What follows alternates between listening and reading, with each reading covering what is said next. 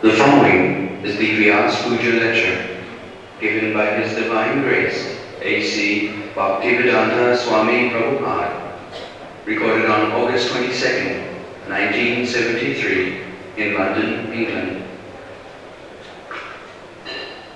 Sons and daughters, I am so much obliged to you that you have become so enthusiastic for offering baptism. The crowd understand several times you have explained why this function is called baptism. I have already explained in the morning. This offering worship, one may think that this man is teaching his disciples man worship, anthropomorphism. But it is not man worship. One should not misunderstand.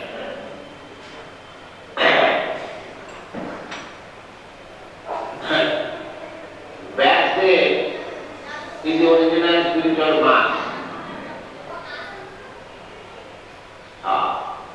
Original spiritual master is Krishna. From Krishna, Brahma was initiated, Lord Brahma. Tene Brahma Vida Adikavai Mayantira Srila. It is stated in Srimad Bhagavatam that when Brahma was created, it was all darkness within the universe. he could not understand what is the purpose of his becoming there. Then he engaged himself in tapasya. And he was initiated from within. Krishna is within everyone. Ishara sarvabhutanam nitesho arjuna tishtati. So he is called Chaitya Guru. Means Guru within the heart. And when Krishna understands, because Krishna knows everything, whatever we are willing, whatever we are doing, he, the Paramatma, is sitting within our heart as witness. Anumanta upadrashta. Upadrashta means simply observing what we are doing and what we are desiring.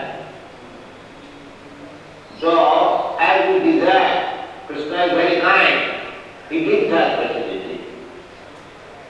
We have many times explained. Therefore, we have one variety of body to enjoy this material world. So, when Krishna sees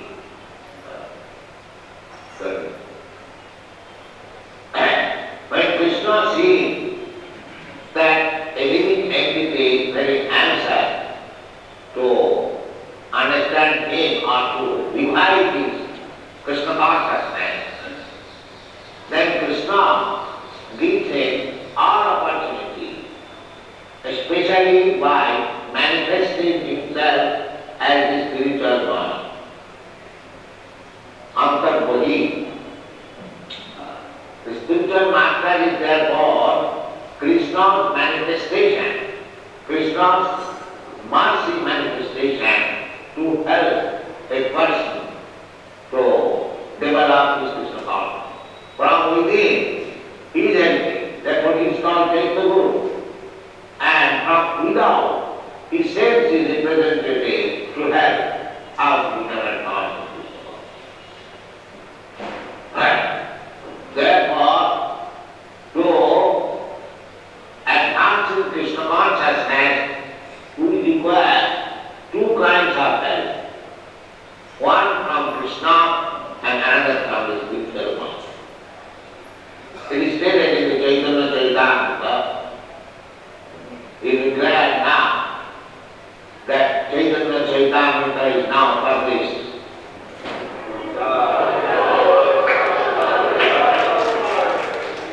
Yes. This is the our Pandit Pradyumna, he has presented. Actually, he has worked for it. Although I have translated, but I am very much indebted to him that he very carefully edits and makes the thing very perfect.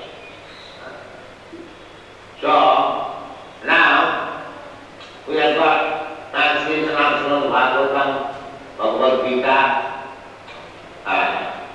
and Sanskrit portion, because mostly there is Sanskrit portion. So my beloved disciple, Pradyumna, I call him Pandit Maharaj, because he is actually doing the Pandit work. So he edits and he works very hard. Not only that, his wife is also helping this connection. So, actually, that is one. Kiba Vipra Kiba Sudra Nasi Ganeno. Jai Krishna Tattva Sridu. I am sometimes criticized by my God brothers that I have become a marriage maker, because the sannyasi does not take part in a marriage ceremony. But I get my disciples married. This is also unique in this. So they criticize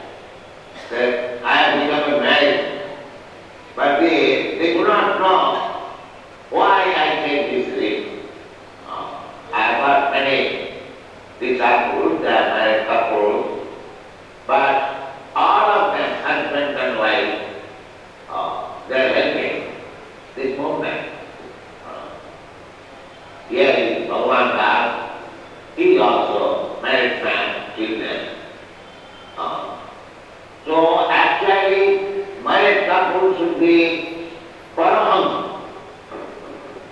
Paramahamsa means the topmost stage of present. Param. The sannyasi has got 4 stages. Uticha, Bahuda, Paribrajaka, and Param. The sannyasi in the beginning is supposed to make a small cottage just on the border of the village. Does not go home, but the necessities are supplied by his home. But he does not go. This is called Pudisha. Then, gradually when he is practiced, he moves from home to home. He does not anymore depend on his own home.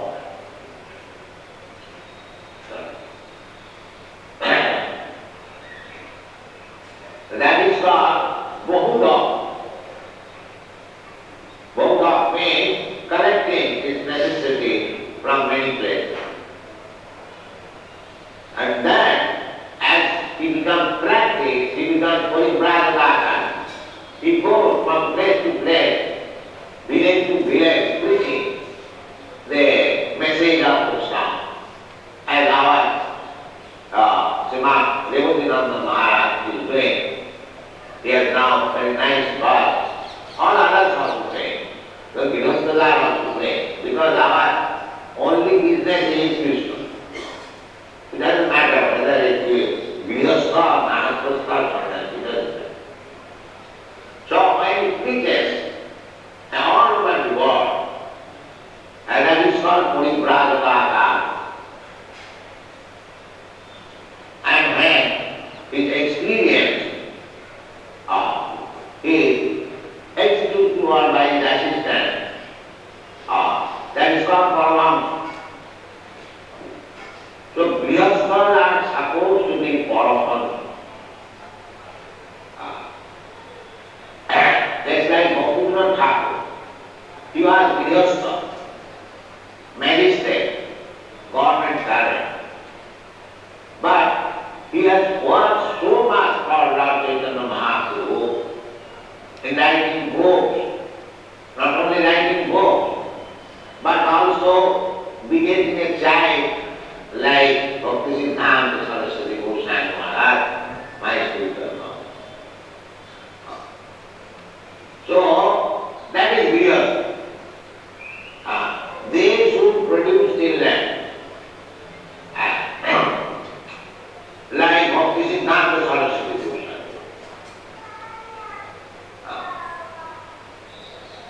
Because we want big stalwart man to preach this Krishna consciousness movement. So everyone has got duty in Krishna consciousness, and this duty is taught by Krishna and his Guru. Guru Krishna Kripa by Bhakti-yoga ki. Ei rupe brahmanda bhamite kono bhagavan si. That anyone who is coming to Krishna consciousness is not ordinarily living. Anyone who is connected with our movement is not ordinarily living. Actually, he is liberated soul. And I am very much hopeful that my disciples who are now participating in today, even if I die, my movement will not stop. I am very much hopeful. All these nice boys and girls who are taken so seriously, Bhaktivedanta Thakur wanted that European and American people may understand the philosophy of Chaitanya cult and take part. That was his desire. My Guru Maharaj, his divine day, Bhaktivedanta Saraswati Goswami Prabhupada. He also attempted to send his disciples to preach Chaitanya cult in the Western world. One of them, he advised me also. First meeting, perhaps you know, he asked me to preach. So, at that time, I was a young man, only 25 years old, and I was a householder. So, I should have joined and executed his desire immediately. But, due to my illness, I could not immediately execute his order. But it was in my heart that it is to be done. So it is better late than never. I executed his order at the age of 70, not at the age of 25. So actually I wasted so much time. I can understand that. From 20, the message was there when I was 25 years old.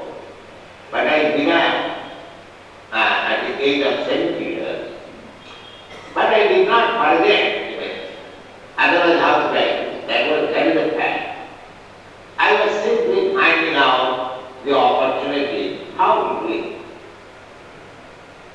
So anyway, although I began very late, at the age of 17 years, so by the help of my disciples, this movement is gaining ground and is spreading all over the world. So, therefore I have to thank you. It is all due to you. It is not my credit, but it is your credit that you are helping me in executing the order of my Guru Maharaj. So, this movement, Krishna consciousness movement, that you already know that it is the most essential, most important movement to the human society. Last night, the ambassador of India, His Excellency Rasagopra, he was present here. He also appreciated that this movement is a very important movement, and he was very pleased that I have done so much. So this movement will go on. Nobody can stop. So this Bhatt Puja ceremony means to offer our thanks to the Supreme Personality of Godhead, because He is the original Guru. As we receive this message through parampara system, from Krishna to Brahma, Brahma to Narad, Narad to Vyasdev, Vyasdev to Madhacharya. In this way, Madhavendra Puri, then Ishwar Puri, then Chaitanya Mahaprabhu, then six Goswami, then others, Bhaktivinoda Thakur, Jagannath Das Babaji, Gaur Das Babaji Maharaj, Bhaktivedanta Saraswati, then we are taken. So this as we are come to this Krishna consciousness understanding through this long parampara. Similarly, in the Bhatt Puja ceremony, whatever respect, honor and presentation you give, that goes to Krishna through that parampara from down. And it is received through the parampara system. So, similarly, your offerings also goes through the parampara system. The connection. Our system is Mukti Bhaktu Padokamalu Dasa Dasa. It is sometimes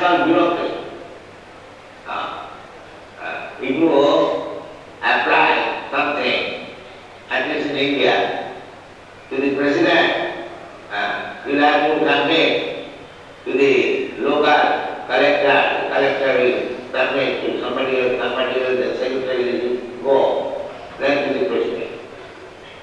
Our system is that. So it is not that I am training my disciples to worship me, man worship, and getting some honor from them for nothing. No, it is not that. Whatever honor, whatever respect, whatever presentation you are giving to a spiritual master, it will go to Krishna by Bhagavad. This is bad. That what is called bhakti. Bhakti means Vyasa is the original Guru, after Brahma, Narad then Vyasa, and Vyasa is the original Guru because from his literature we understand spiritual knowledge. All these literatures, whatever we have produced, they are actually originally from Vyasa. The four Vedas, Brahma Sutra, Upanishad, Puranas, they are called Vedic literature. And whatever is written with the conclusion of this Vedic literature, that is also Vedic literature. Just like our book, all our books, they are not mental speculation. Whatever I have learned from my Guru Maharaj, I am presenting. It is not mental speculation. This philosophy, that philosophy, we kick out others. Unless we get the knowledge from the authorized source, we don't get it. Because how we can accept a so-called philosopher, scientist, according to, why according? Everyone can understand that however great philosopher, scientist one may be, he is imperfect. He is imperfect. Every man, at several times, decided this example that in our country, Gandhi was very big politician. You know Mahatma Gandhi. He committed so many mistakes. At last he committed such a great mistake that he was killed. At the last. So, even a great person like Mahatma Gandhi, he commits mistake. Therefore, the Shastra says, any condition so, he must commit mistake. Have a great thing in the estimation of fools and others. So we build a house strong. He must commit mistake, he must be illusion, his propensity is to cheat, and at the end, all the senses are imperfect. Where several times we start. So much imperfectness, how we can gain perfect knowledge? Therefore, the so-called philosopher, scientist knowledge is always imperfect. The perfect knowledge can be received through the parampara. From Krishna, Krishna to Brahma, Brahma to Narad, Narad to Vyasa, Vyasa to Bhaktivedanta, in this way, from Chaitanya Mahaprabhu, Sri Goswami, then our Guru Maharaj, in this way. And our business is just to present whatever we have found.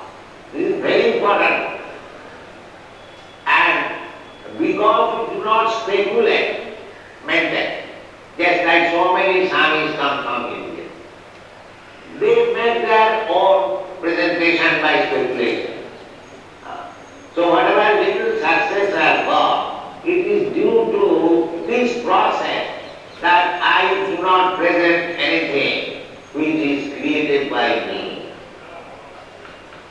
That is the secret.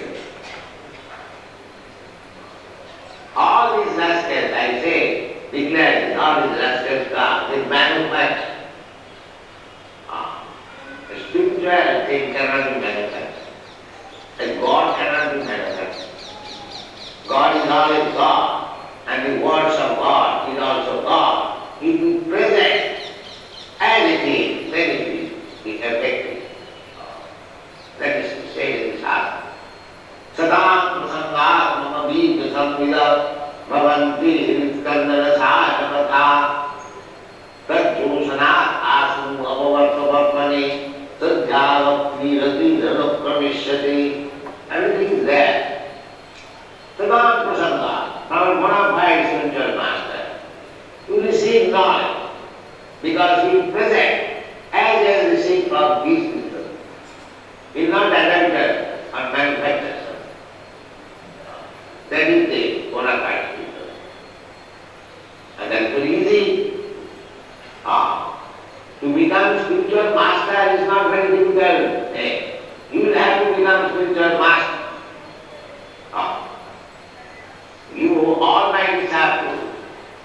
Everyone should become spiritual master. It is not difficult.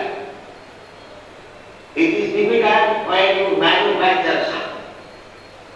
But if you simply present whatever you have heard from your spiritual master, it is very easy.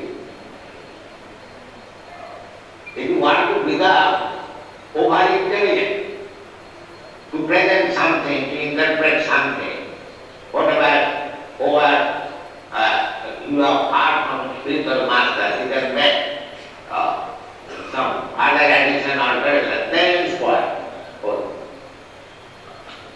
Then it is spoiled. Don't make addition or alteration. Simply present as that what we have begun, Bhagavad-Gita, as it is. Don't try to become over-spiritual. Then it is spoiled.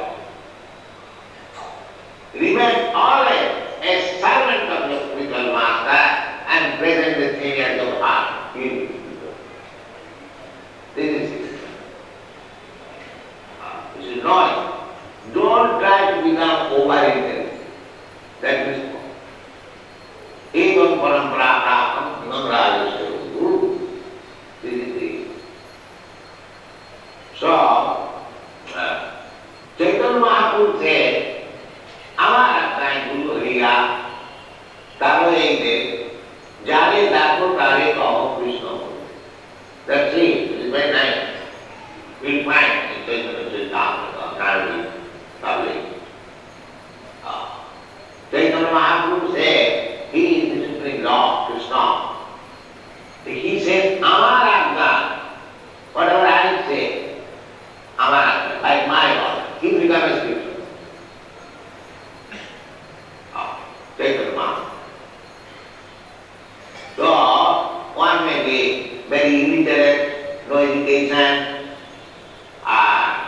no scholarship, may not be born in Brahman family, or may not be a sannyasi. There are so many qualifications, but one may not have all these qualifications. He may be irrational number one, but still he can become spiritual master. How? And Krishna says that Chaitanya Mahaprabhu, if you follow, then you one may be rascal number one from material estimation. But if you simply strictly follow whatever is said by Chaitanya Mahaprabhu or his representative spiritual master, then he becomes a guru. So it is not very difficult. One may not think that I am not qualified to become guru. No, you are qualified. If you follow strictly the parampara system, then you are qualified. That's all. Amara Guru, and what is the difficulty? Chaitanya Mahaprabhu says, don't feel any difficulty. Because as spiritual master, what you have to do? Jare dakho tare kaho Krishna upadesh. Whomever you meet, if simply speak to him the instruction will Krishna give? What Krishna instruction gave? That is also very weak. What is that? Krishna said, Marmana Bhavavan Bhakta Madhyaji Maganamasturu. Krishna said, just become mine. Devotee, always think of me, offer me be sincere, and worship. So here is Krishna. If you simply think here is Krishna, Krishna Deity, you may be put number as number one. That doesn't matter. But you are getting impression of this Radha Krishna. Think of it. Oh, how nice is Krishna is. This one. No erudite scholars. Simply Krishna said, Marmana Bhavavan. Here is Deity worshipping nicely as it is. Regulated principle. Even if you are not worshipping, simply think of Krishna, here is Radha. Impression. Then what is difficult? As soon as you see Radha Krishna, you get some impression. Think of that impression.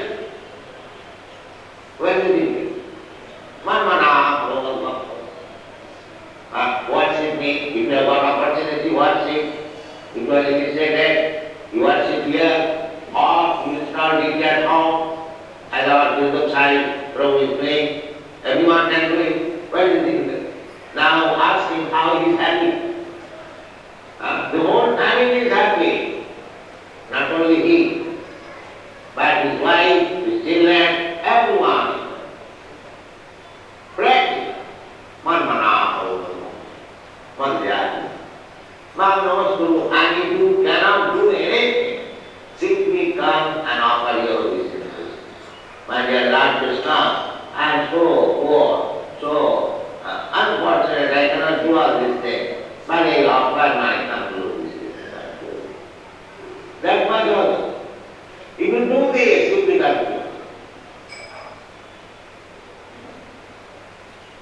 So, simply by accepting this principle, and even if you are not learning, illiterate, you are hearing so much from Bhagavad-Gita, you simply repeat that. Simply repeat that.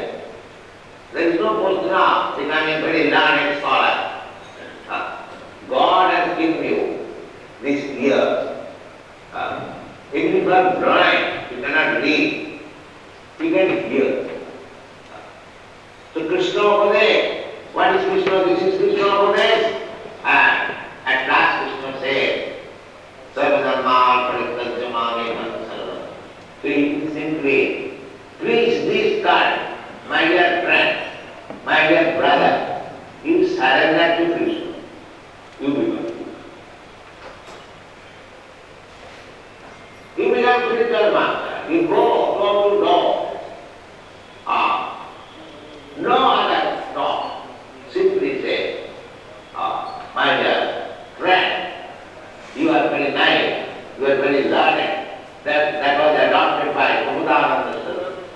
Dante Nidhaya Sudakam Padayomi Bhaktya Kakustam Kritvaja Aham Ruvini. These are the words. Savalameva Vihaya Sudha Chaitanya Chandra Charane Purnamana. The meaning to preach it very easy. Dante Nidhaya Sudakam. According to Indian system, if you put a glass on your mouth, it is the sign of that you have become very humble. If you approach a person with a glass in your mouth, you will immediately know that you are coming there with very, very great humbleness. That was Dante Nidhaya, she was the sister. Dante Nidhaya and touching his feet. Immediately touch his feet. Immediately his enemy, he will be afraid. Even if he is your enemy. It is so nice problem. take a glass on your mouth and immediately falls on his feet for the very purpose. And with folded hand, much flattering, Dante Nidhasanam Padayo Vibhakta Kapushapam Krityaya, and all flattering words. Aham. So immediately like you guess what you say, I hear. I hear. Immediately forward to hear that. This does see how perfect process is. Then what is your purpose there? Why you are becoming so humble, meek, and now say, yes, that what is that? Hey sadhava, you are a great sadhava. Although he is maybe Rasa number one, still called hey sadhava. Yes, I am sadhu. Yes, what is your proposal? That kindly forget all nonsense whatever that. That I am flattering you because I want that you forget everything, all these yogis and things and that and meditation. Please take out all. Then what I have to say? Chaitanya Chandra Charane Guru Dhamma. Just adhere yourself to the lotus feet of Radha. Very good. That's all. So if you want to become recognized by Krishna very quickly, you take up this process of becoming spiritual master, present the Bhagavad-Gita as it is, your life is perfect. Thank you.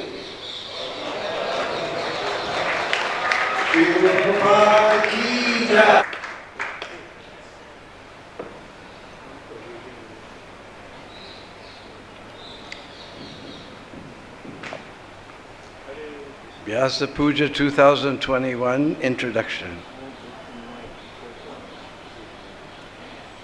In this 53rd annual Vyasa Puja book, some of the prominent themes include honoring the 125th anniversary of Srila Prabhupada's appearance, the challenges and triumphs that ISKCON has experienced in the midst of the ongoing COVID-19 pandemic, and the urgent need to always keep Prabhupada's mood and mission in the forefront of our consciousness as ISKCON continues to transition to a new generation of leadership. This is the first Vyasa Puja book since 1988 without an homage from His Holiness Bhakti True SwaMI, who succumbed to COVID-19 in July of last year. Since the homages are submitted from January to May, the 2020 book contained his last offering. And in honor of this extraordinary devotee, who was so dear to Srila Prabhupada and to thousands of devotees of ISKCON, we produce that offering here.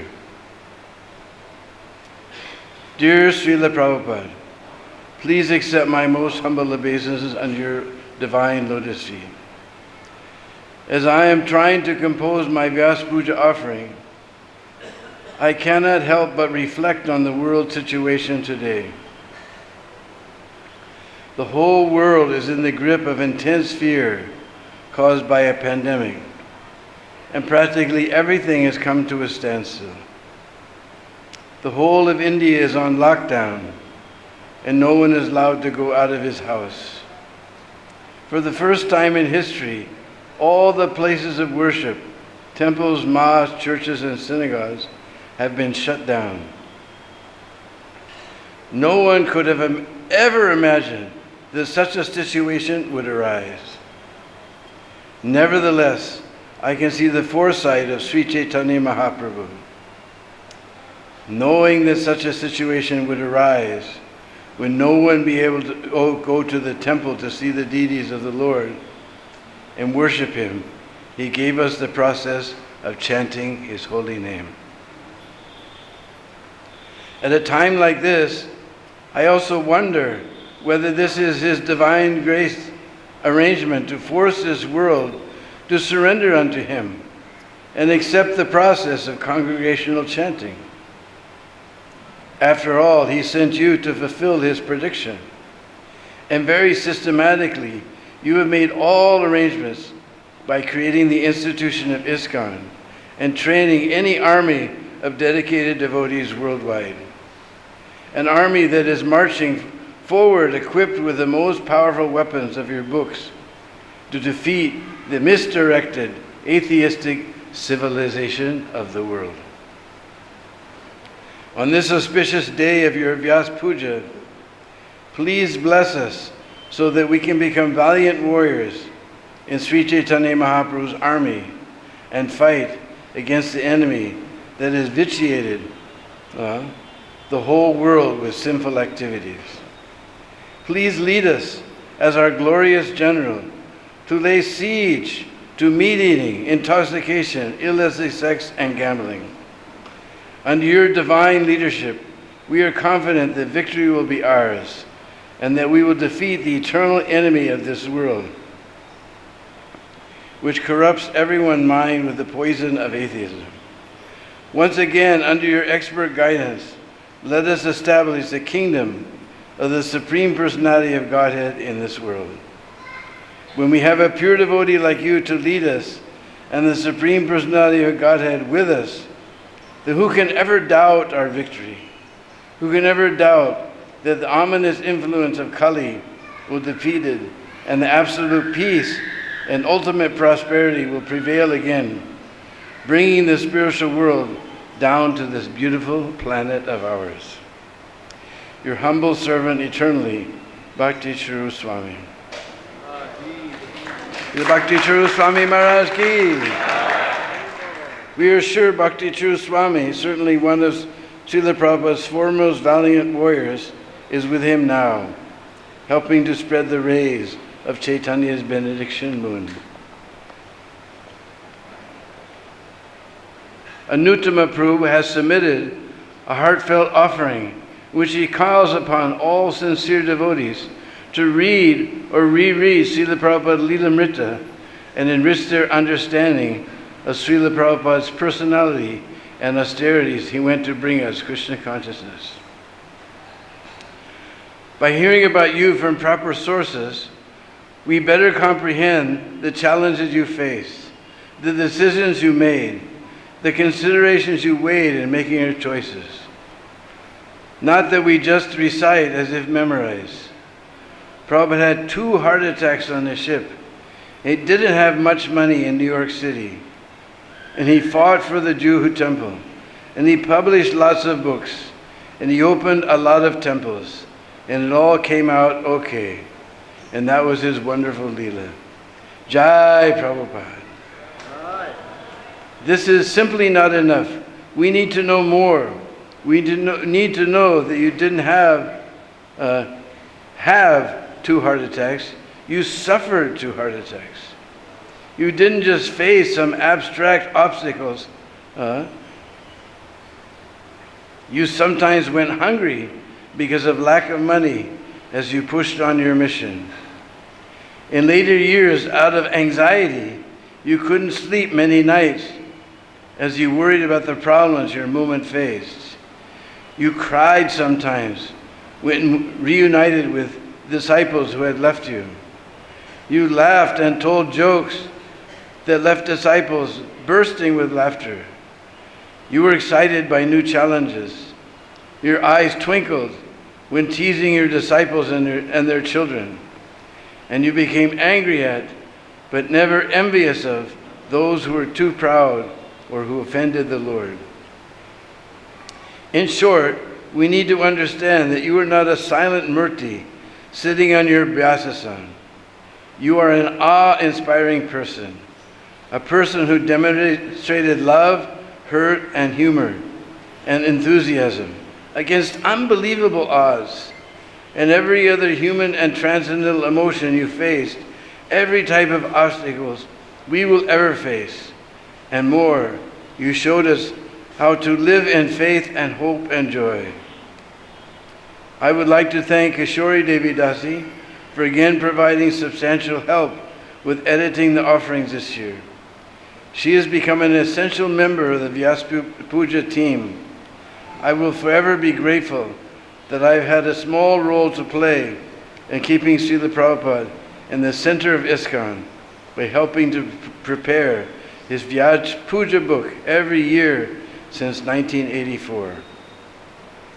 My heart overflows with gratitude that Srila Prabhupada has allowed me to perform this service. Dravida Das, Vyas Puja editor. Srila Prabhupada ki.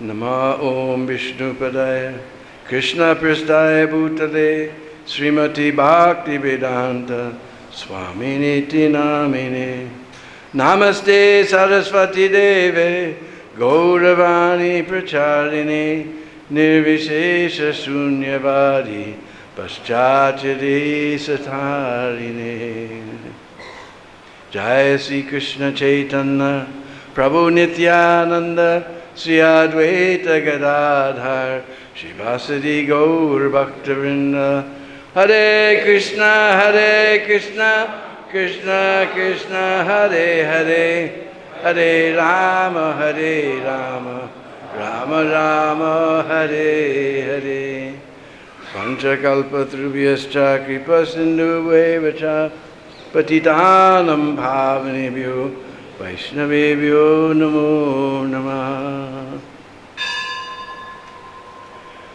Srila Prabhupada ki. So we're gathered here on this Nandotsav day, the day after Janmashtami, to honor the 125th anniversary of Srila Prabhupada's birth in this world. Every morning, as I chant my rounds of Prabhupada's Samadhi, I don't try to think. I don't want to think what would have happened if Prabhupada had never come into my life. I don't want to think what darkness I would be in. It's like we see the whole world is so much engrossed in darkness.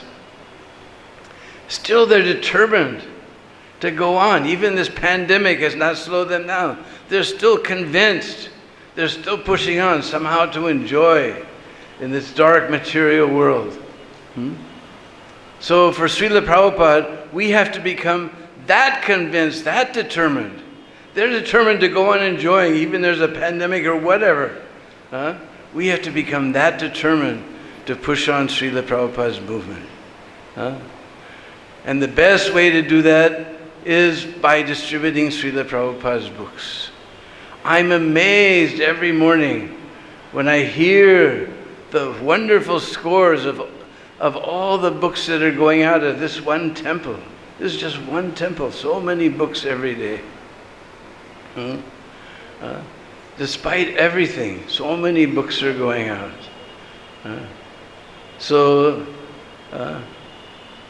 we have to become that too, because we read, if you really want to know Srila Prabhupada's determination, like Dravida said, you read again, or I guess it was Anuttama, read again the Leelamrit, or read the books. I was most inspired by Vyasaki's book. I just got Chasing the Rhino #2. It's just amazing. I'm just now, we already crossed 70.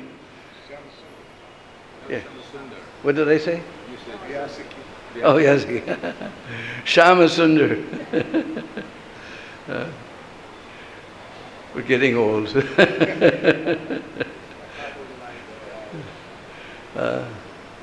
But it's so amazing.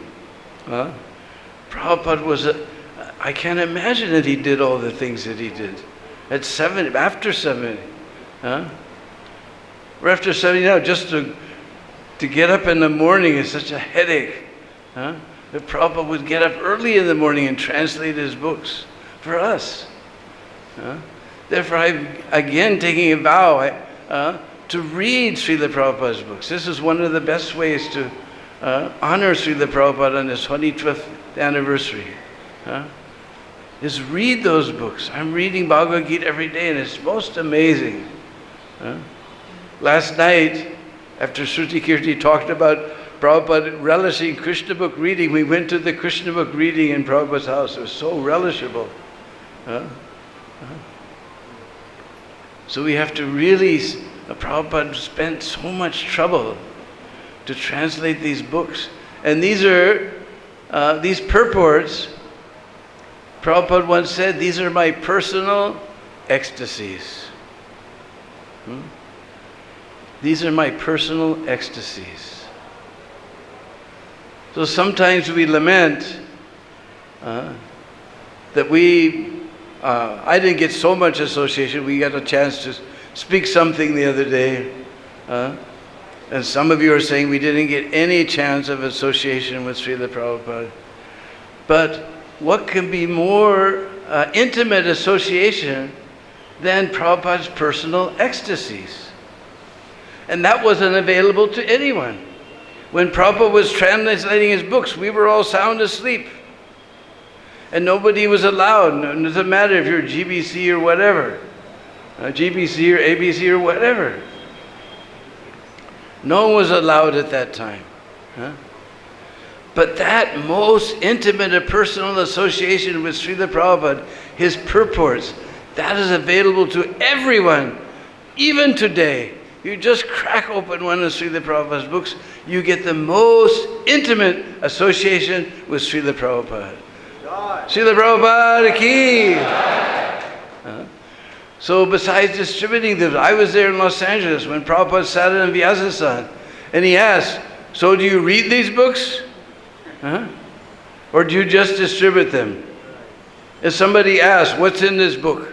I don't know, I just sell them, I don't read them. No, we have to read these books.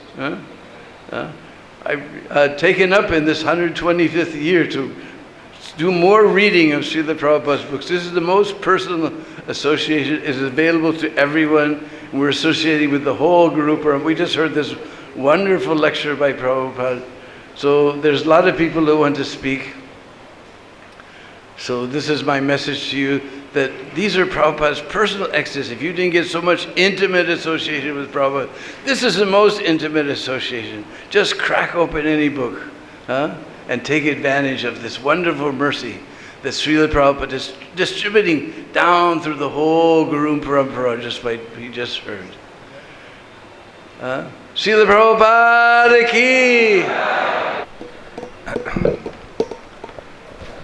This offering is by Jagatsarini Devi Dasi. Every year we read the meaning of Vyasa Puja. In the Bhagavad-Gita, Shri Krishna tells us that he is present everywhere in the form of time, and that by time's power alone, everyone and everything is destroyed. The influence of time is so subtle that we feel it as change. Changes we desire and changes we hate at every moment. So time, which is Krishna himself, may appear to be a ruthless dictator. Time is destruction, and all manifestations are to be vanquished by the desire of the Supreme Lord. That is the law of nature. As long as we have the intention to dominate matter, as long as we want power and control, we are subject to creation and destruction under the superior power of God. However, for those who are searching for truth and happiness beyond the desire to exploit matter, there's a different plan. Throughout history, such persons have been advised to seek the help of saints. When a saintly Vaishnava appears in this world, we never want to forget him. Although outwardly, such saints come under the jurisdiction of time, inwardly they do not. The Vedic tradition, recognizing the importance of these saints, have instituted Guru worship to be performed annually by disciples on Guru Purnima, which falls just before the first month of Chaturmasya. Sannyasis, who were meant to lead society by their ideal example, were also to worship their gurus and their parampara on their own birthday, along with worshiping Srila Vyasadeva on Guru Purnima. Thus the Vedic culture, being the most comprehensive spiritual tradition known to mankind, established Vyasa Puja in ancient times and insisted that anyone desiring freedom from the tyranny of time accept the principle of serving and worshipping their spiritual master. This ancient institution of Guru Puja was also meant to keep saints alive and present long into the future. We members of the International Society for Krishna Consciousness are fortunate to have been requested by Srila Prabhupada not only to perform annual worship of our founder Acharya, but to keep him firmly present in our lives through daily worship as well. Sometimes in the midst of our busy lives in this passionate world, we overlook the significance of the debt we owe Srila Prabhupada.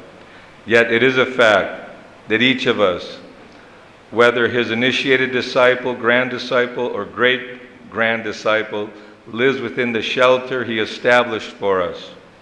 In that shelter we are safe to serve, practice our sadhana, and express our personal faith. Because we get knowledge, Vedic knowledge, from the Rishi, we must be debtor, Guru Rina, debtor to the spiritual master, to the sages, to the saintly persons, because we're getting knowledge from them. Therefore the Vyasa Puja is there. Once in a year the disciples are worshiping the spiritual master and trying to repay what he has received from the spiritual master. Our relationship with God is a fact. From a lecture 1974 in Los Angeles. We have heard Srila Prabhupada speak on numerous occasions about the purpose of his Krishna consciousness movement. He never failed to warn us about the dangerous position in which we find ourselves in this world, which is fast entering the ignorance of Kali Yuga. He knew that degradation on all fronts is unavoidable, yet he still delivered to the West and later again to India and the East a message of hope. In the same July 1974 lecture, he stated, "And how one can be happy? So many sinful activities are going on. How they expect to be happy? It is not possible. Sober man becomes unhappy, paradukkha, especially Vaishnava. A Vaishnava has no problem for himself, but he has many problems for others." When Srila Prabhupada was first establishing his mission, he left Sri Vrindavan Dham, where he was living peacefully, where he was fully happy, and traveled to various places in India to share Krishna consciousness and enlist the help of people he knew. Each of them respected his determination and devotion, but none of them believed he could bring about any significant change in the world, but they were all mistaken. His mission was to give Krishna consciousness to the world, and his vision for how he would accomplish this included publishing and distributing his books. In the Srila Prabhupada Lilamrita, we read, Srila Prabhupada's ambition was to replace mundane literature with transcendental. At least in every home, there should be one piece of Krishna conscious literature, he reasoned, because if a person read only one page, his life could be turned toward perfection. If 1% of the readers become devotees, he wrote, that will change the world. When Srila Prabhupada finally traveled to the West, he brought with him the Yuga Dharma, the process that would transform the hell of the material world into Vaikuntha. He called this process devotional service, a complete lifestyle centered on chanting God's holy name and performing other services for Him. Introducing this consciousness was how he would change everything. In Jai Srila Prabhupada, Bhaktivedanta Swami writes, Starting with 40 rupees and a trunk of books, Srila Prabhupada started an international movement comprising temples, farms, schools, and multiple volumes of books published in all major languages. Arriving in America at the fag end of his life, within 12 years he made Hare Krishna a household phrase and sowed the seeds of a cultural and spiritual revolution destined to change the world. Srila Prabhupada created a house in which the whole world could live, and we, his dedicated followers, are asked to assist his mission in whatever way we can. As a society, we should retain his transcendental vibrancy for thousands of years to come, and thereby keep his mission alive and faithful to his vision for it. Sri Chaitanya Mahaprabhu, the avatar of Sri Krishna for Kali Yuga, who began the Sankirtan movement in Sridham Mayapur, also showed by his own example the significance and purpose of Vyasa Puja. In the Chaitanya Bhagavat, we hear about Nityananda Prabhu's mysterious arrival in Mayapur and how Lord Chaitanya, known as Vishwambar, sent all the Vaishnavas out to find him. No one could, and they returned puzzled. Nityananda Prabhu represents the Guru principle, and he was hiding. Only if Vishwambar himself brought the devotees to where Lord Nityananda was could they approach him. When Nityananda Prabhu and Vishwambar met, their exchange was extraordinarily auspicious, and the Vaishnavas were amazed to see the intense devotional sentiments they shared. The Vaishnavas felt great fortune to witness such loving exchanges. And once the two lords were finally together, they became inseparable. Vishwambar said, "Tomorrow is the full moon day of Guru Purnima. Where will you celebrate Vyasa Puja?" Lord Nityananda wanted to observe the ceremony at the home of Srivas Pandit, and Srivas happily accepted the proposal. The following day, Srivas Pandit served as the Acharya for the Vyasa Puja observance, and in Vishwambar's order performed the rituals. Placing a beautiful garland in Lord Nityananda's hand, he instructed him to offer the garland to Srila Vyasadeva, the compiler of the Vedas. Acting as if he were bewildered, Nityananda did not follow Srivas's direction, but instead looked around him until he saw Vishwambar. Then, breaking the established principle of worship, he approached the Lord and draped the garland around his neck. Here we're given an essential glimpse into the meaning of Sri Vyasa Puja. This sacred event of worshiping the Guru is meant to culminate in the worship of the Adi Guru, or the Supreme Person, who is the master of everyone and everything.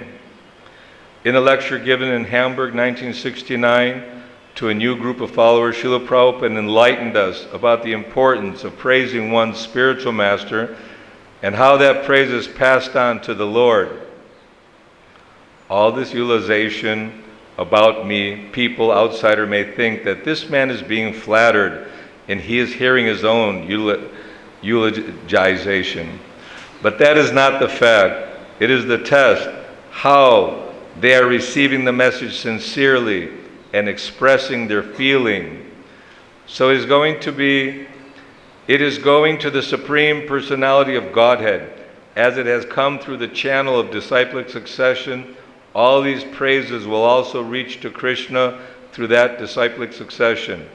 So it is not a personal thing. These things are required. Just like in the military training, they're taught by the officers in a different way, and so many ways. Similarly, this is training of Krishna consciousness so that the feeling of pure consciousness will reach to Krishna. Later at New Vrindavan, 1972, Srila Prabhupada again addressed his disciples on this topic. So this is the position of a spiritual master. Don't misunderstand that.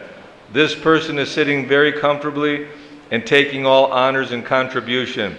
It is needed just to teach them how to respect the representative of God. This is the sum and substance of Vyasa Puja. Srila Krishnadas Kaviraj Goswami compares Lord Chaitanya, the Supreme Personality of Godhead, to both a gardener who plants and tends a tree, and the trunk of the tree itself, which supports, sustains, and generates the tree's growth. In commenting on this analogy, Srila Prabhupada describes ISKCON as a branch of that unlimited tree which is both created and sustained by Krishna himself. In order for our ISKCON society to become vibrant, healthy, and powerful, we must remain connected to the branch, the trunk, and the gardener. When we offer our dedicated homages to Srila Prabhupada, this should be the internal purpose of our glorification. Shri Vyasa Puja is the opportunity we're given to remember our connection. And one last reflection on this important day, having a careful understanding of the meaning and importance of Vyasa Puja is essential, but we should remember that there are no required formalities in Krishna consciousness. Our experience and success in bhakti depend on our intention as we practice it. Govinda Dasi described how in Montreal 1968 she observed Srila Prabhupada's birthday without understanding the formal procedures of the Vyasa Puja ceremony.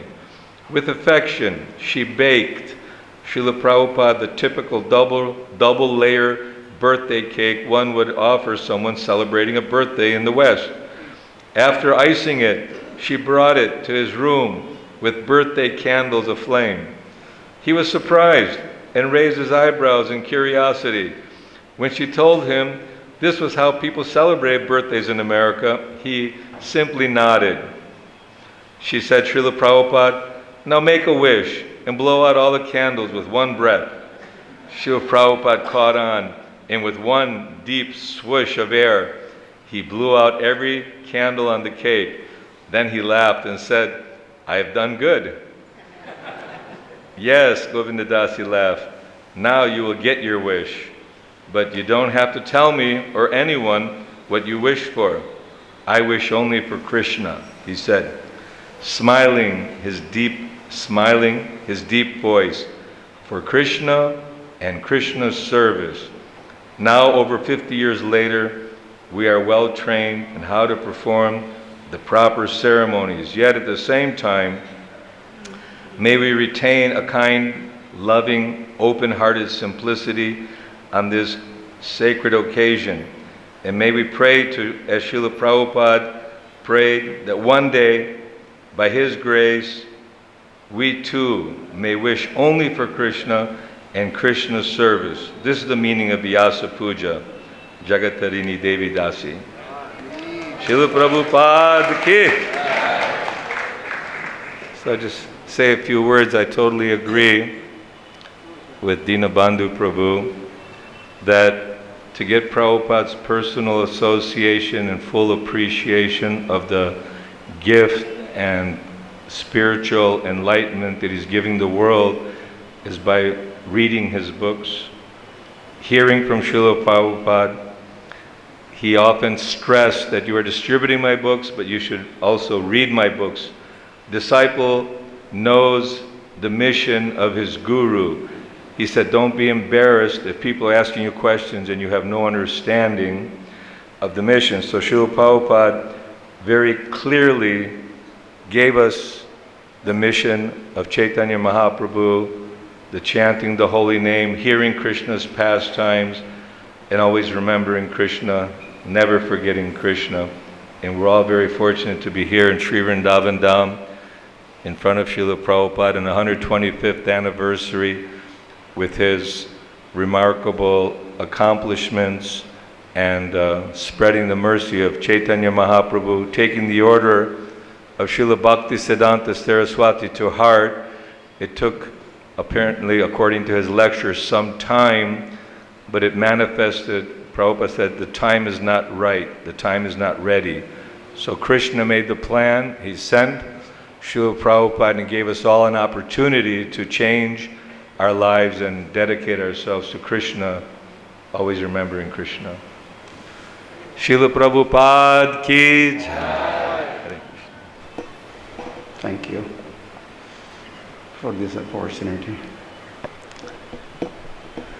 to celebrate Srila Prabhupada's Vyasa Puja at his home. Vrindavan is my My also. Srila Prabhupada ki. And Mayapur is my place of pilgrimage, and Bombay is my. I kind of belong to the office side.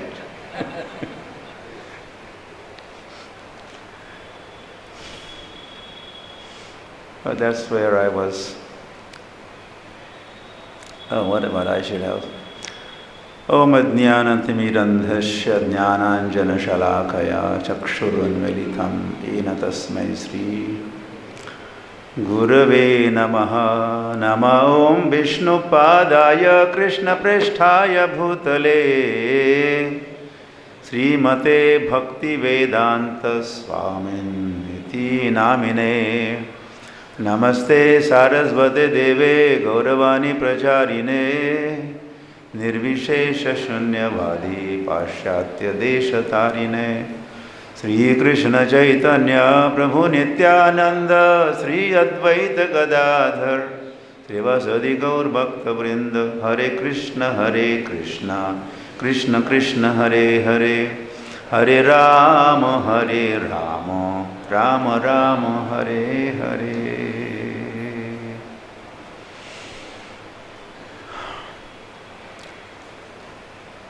Srila Prabhupada ki. Hari Hari. Sawa.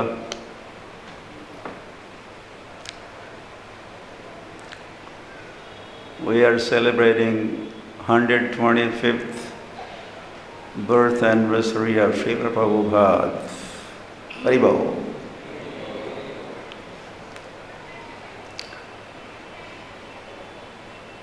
But what we are doing, I'm sure you know this, that this celebration is not for a day, today. This celebration is for 1 year.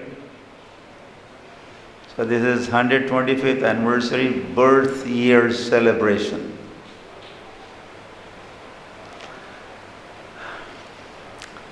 This is going to be formally inaugurated by none other than the Prime Minister of India tomorrow.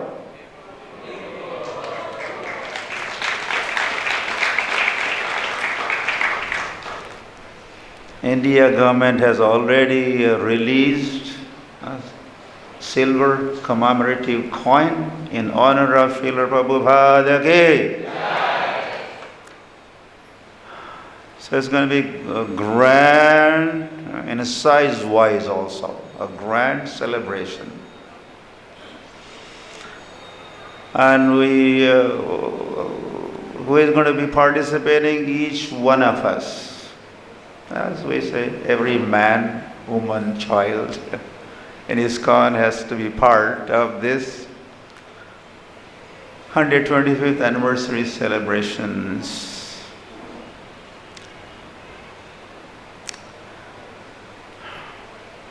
Srila Prabhupada was born on the 1st September, that's tomorrow. Today is 31st August.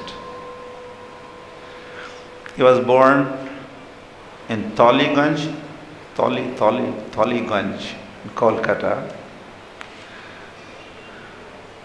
We read this in Prabhupada Leelamrit, under a jackfruit tree, little house with the thatched roof and mud walls, and it was Prabhupada's will that he wanted that we acquire that place, and it has been done this year for the first time. Took some time, and ISKCON Kolkata is busy in developing that place into a memorial of Srila Prabhupada. And everyone is contributing. You are all welcome to contribute towards the building or development of that project. So that is also a special offering this year.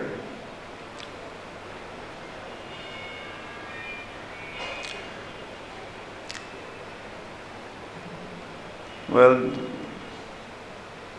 Sri Krishna Janmashtami and Srila Prabhupada Janma Navami.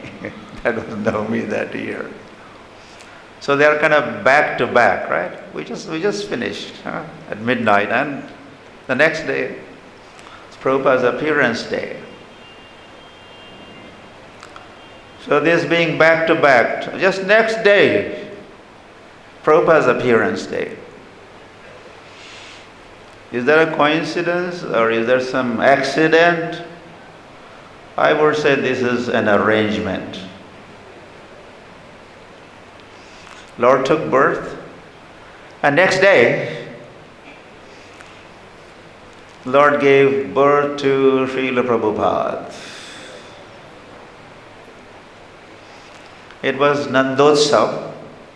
Today is Nandotsav. So Prabhupada was born on Nandotsav, so even he was given name Nandulal. His uncle called this baby as Nandulal. While Gaur Mohan Dey and Mother Rajani called him or named him Abhay Charan.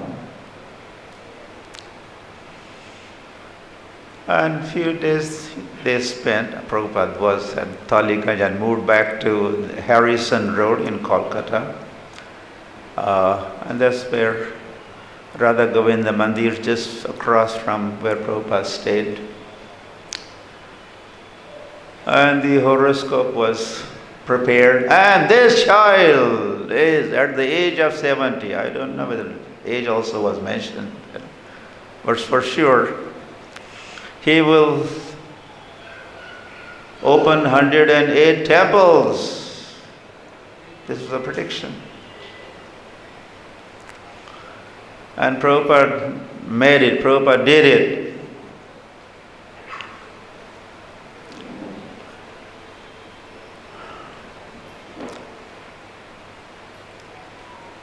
Yasya Devi para bhakti yatha devi tatha guru. This is the recommendation of the Shastras. Yasya Devi para bhakti. As we worship the Supreme Personality of Godhead, tatha guru. Guru also is to be worshipped. Likewise. So it is not a man worship. Prabhupada was talking. It's not a man worship. It is a worship. It's a Vyasdev worship, or this worship is recommended by the Lord. Our Lord is also Guru. Is Chaitya Guru from within, and from without, he is also Guru. The Guru comes in the front and talks to you face to face.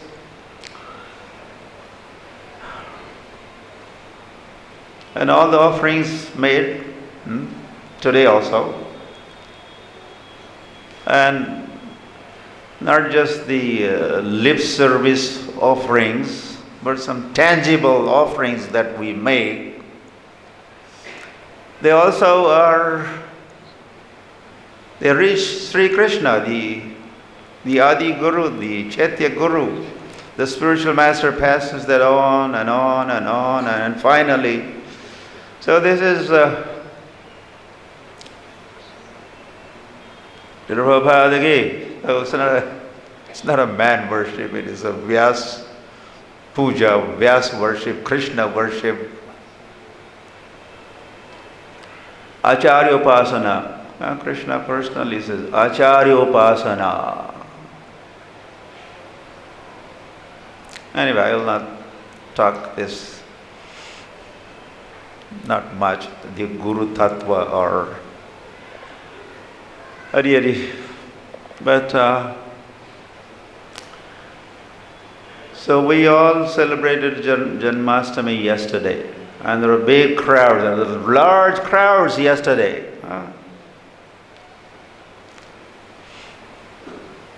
But a little smaller crowd today.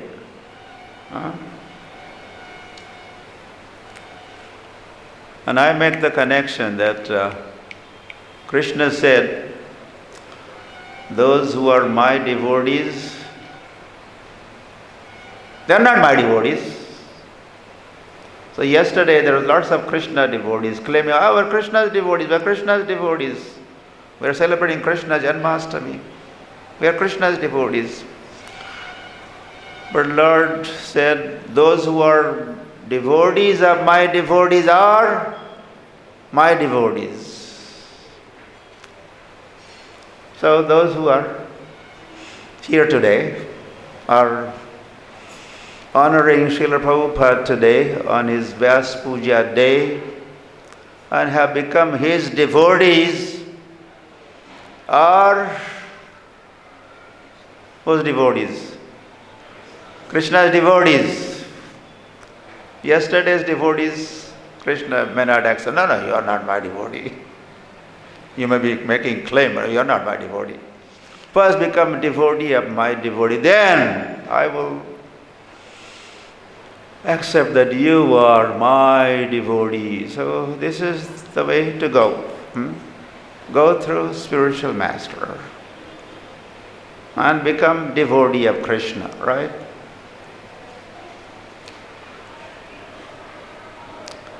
So Srila Prabhupada, as this is 125th anniversary of Srila Prabhupada's birth, that reminds me that not exactly my birth, but I was introduced to Srila Prabhupada 50 years ago. This is the 50th anniversary for me to see Srila Prabhupada. First ever darshan of Srila Prabhupada I had was in 1971 at Cross Maidan Festival.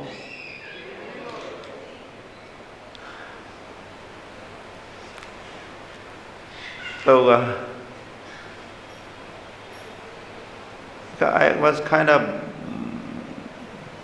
conceived there, or my birth in Krishna consciousness began there as I met Srila Prabhupada and, well, not really faced, I saw Prabhupada, I heard Prabhupada, did not meet him, but through Vani I met. And then later on, in 72,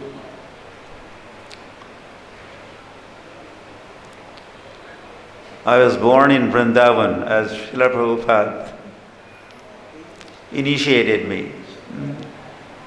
So talking of this being a home, Prabhupada's Vrindavan is my home. So in that sense, Vrindavan is also home for me. I was born in Vrindavan. Prabhupada gave me the birth. Janmana jayate shudraha samskarat bhavet dvijaha. Dvija, second birth, samskar, that initiation samskar was conducted and I was born here. And what can I say? How many thanks I could offer to Srila Prabhupada for what he has done for me. And again, has that been done only for me? I think we all could say that Prabhupada has done so much for me. Yes? Could you all say that? Do you feel that? Srila Prabhupada, you have done so much for me. And what there's so much, we only say so much, but what there's so much. You could read Prabhupada Lilamrit also. And then heart attacks on the way to America. And the legal battle in Juhu, like it became a Kurukshetra, and Prabhupada was battling. And on and on and on. Prabhupada was taken to the court. Oh, you are brainwashing, you have brainwashed our children. Well, Prabhupada's point was, oh, I brainwashed, right? I did the good thing or bad thing? Washing is what? Good thing or bad thing? You had dirtied their brains, and I washed their brains. But the people were so ungrateful, not understanding nothing. So even court cases. So Prabhupada did so much lifetime in preparation. Prabhupada never forgot. We were hearing the instruction that was given to Srila Prabhupada in 1922. And next year is going to be 100th anniversary of the first ever instruction that Srila Prabhupada received from Srila Bhaktivedanta Saraswati Thakur.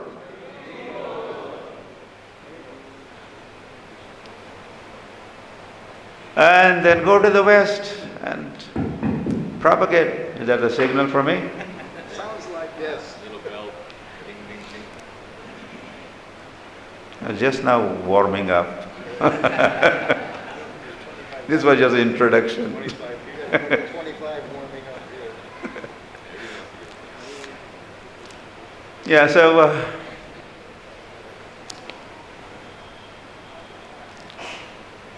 we are grateful. We are thankful. Prabhupada did so much. So we are indebted to Srila Prabhupada. Yes or no? Yes. So how to become free from the debt? So one time Prabhupada said, you do as I did. So this is how. So push on this Krishna consciousness movement.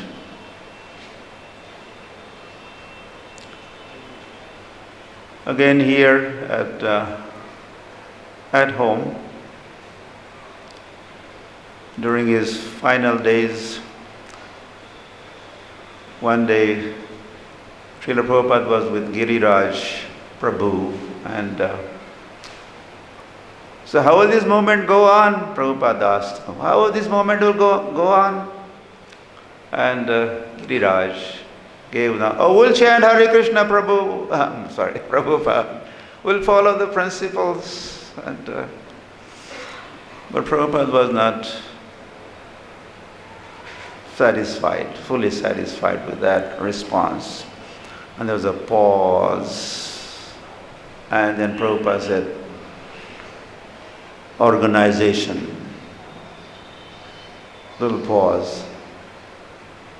Intelligence. So this was Prabhupada's. So how will this movement go on? Intelligently organizing this movement. So these are something that we should be remembering. Prabhupada's final words or thoughts, how to move on. And the final thing, to cut everything short, I would say that again here in Vrindavan, that famous statement of Srila Prabhupada, do you love me? We are all going to say, yes, we love you, Srila, we love you. But Prabhupada said, I want to see your love. Not just say that I love, but show your love. So how we could show our love?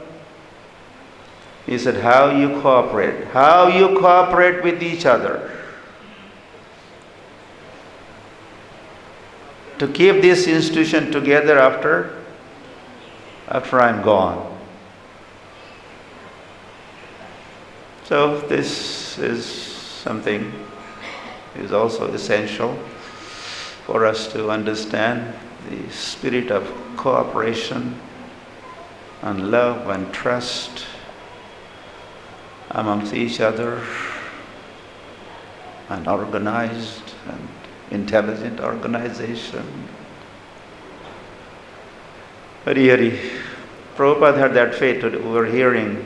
I may die, but I'm confident, Prabhupada, I'm confident you will push on this movement. So that's the task, that's the homework, that's the mission, and what else is there to do for us than to execute the will of Srila Prabhupada. Srila Prabhupada ki jai. Namo Vishnupadaya Krishna Prasthaya Bhutale Srimate Bhaktivedanta Swami Te Namine Namaste Saraswati Devam Gauravani Pracharani Nirvasesha Sunnavadi Pashtadesha Tatarani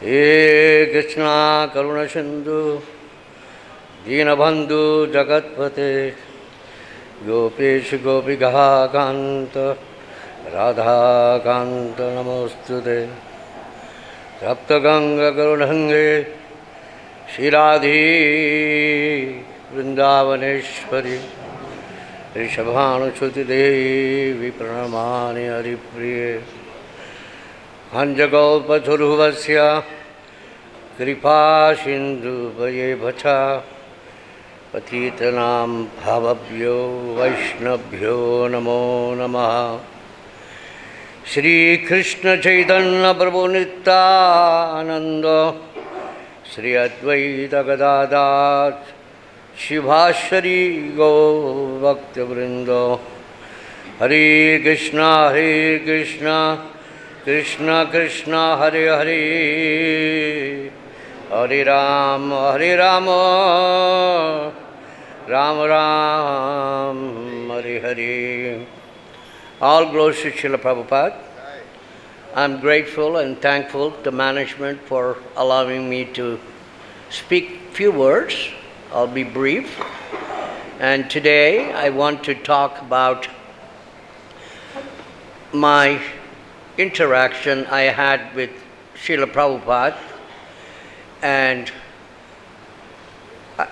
fortunately I had quite a few, not as much as other great Vaishnavas like Sudhakirti and Dinabandhu, and so many great devotees, my old friend Lokanath Maharaj. So I'm praying to Krishna and Prabhupada to give me some memory to hold on in this age so I can enjoy. So it was a different realization at that time and different realization now, because when we get older, you evolve things and brain become a little bit more mature. I joined very young age, 18, 19, something like that. So let's start off with the first one. It's not the first interaction. One of the thing I would like to talk to will take you back to 1976. Those who are interested in history, it's pre-Islamic revolution. Ayatollah Khomeini was still not there, and Shah of Iran ruling Iran. The reason I mentioned that because Prabhupada just came from Tehran to Bombay, and we had a Ratha Yatra at that time. So, one fine afternoon, that visit, Srila Prabhupada was standing all by himself underneath what we call in Bombay Sannyas quarters. It was Prabhupada's quarters On one side, other side was sannyas quarters, later it became BBT office. And the next door was brahmachari ashram where we all lived there. Sometimes we sleep in the roof because it's a lot of mosquitoes. Sometimes 10 people in one room. That's all we had that time. Anyway, so Prabhupada was standing all alone, and I'm not sure what I was doing. I'm not sure whether I was going up or I was going down. I happened to be about 20 feet away from Srila Prabhupada. And I don't know what to do, because this is the first time ever I saw Prabhupada was standing alone. We are so used to Prabhupada with pomp and circumstances, lots of kirtan, sannyasis, matajis, children, big kirtan. Here I am standing alone about 20 feet and bewildered and don't know what to do, brain dead. So finally I collect my thought and I don't know what happened. I approached Srila Prabhupada, offered my obeisances, and I asked Srila Prabhupada, there's anything I can do for you?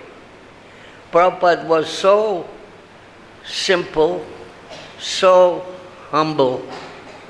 He told me, no, they just went upstairs to bring my palanquin to carry me because I cannot climb 2 stairs anymore. He was already not feeling well those days. So Harisari just became a servant after so many, and he also was traveling party, and there were so many devotees. Pradyumna was there, Arildhati, Mataji. It means Prabhupada's vigorously translating his book. That's what it means when he travels with big party, editors, translators, like that. So anyway, Prabhupada told me that somebody's coming and they will take him upstairs. So His Divine Grace and just young brahmachari, and I don't want to be chatty with my spiritual master, so I was just standing dumb and just waiting for something to happen. And then Harisari and one other person came, I'm not sure who that was, maybe Brahmananda, took Srila Prabhupada in a very narrow path, staircase, old building, 2 floors up. Then I just went and moved on, did whatever I have to do, my service, and years passes by. I wasn't thinking about this particular incident. I never discussed this with my children or my wife or anybody. I just forgot about it because I didn't see the importance of my interaction with Prabhupada.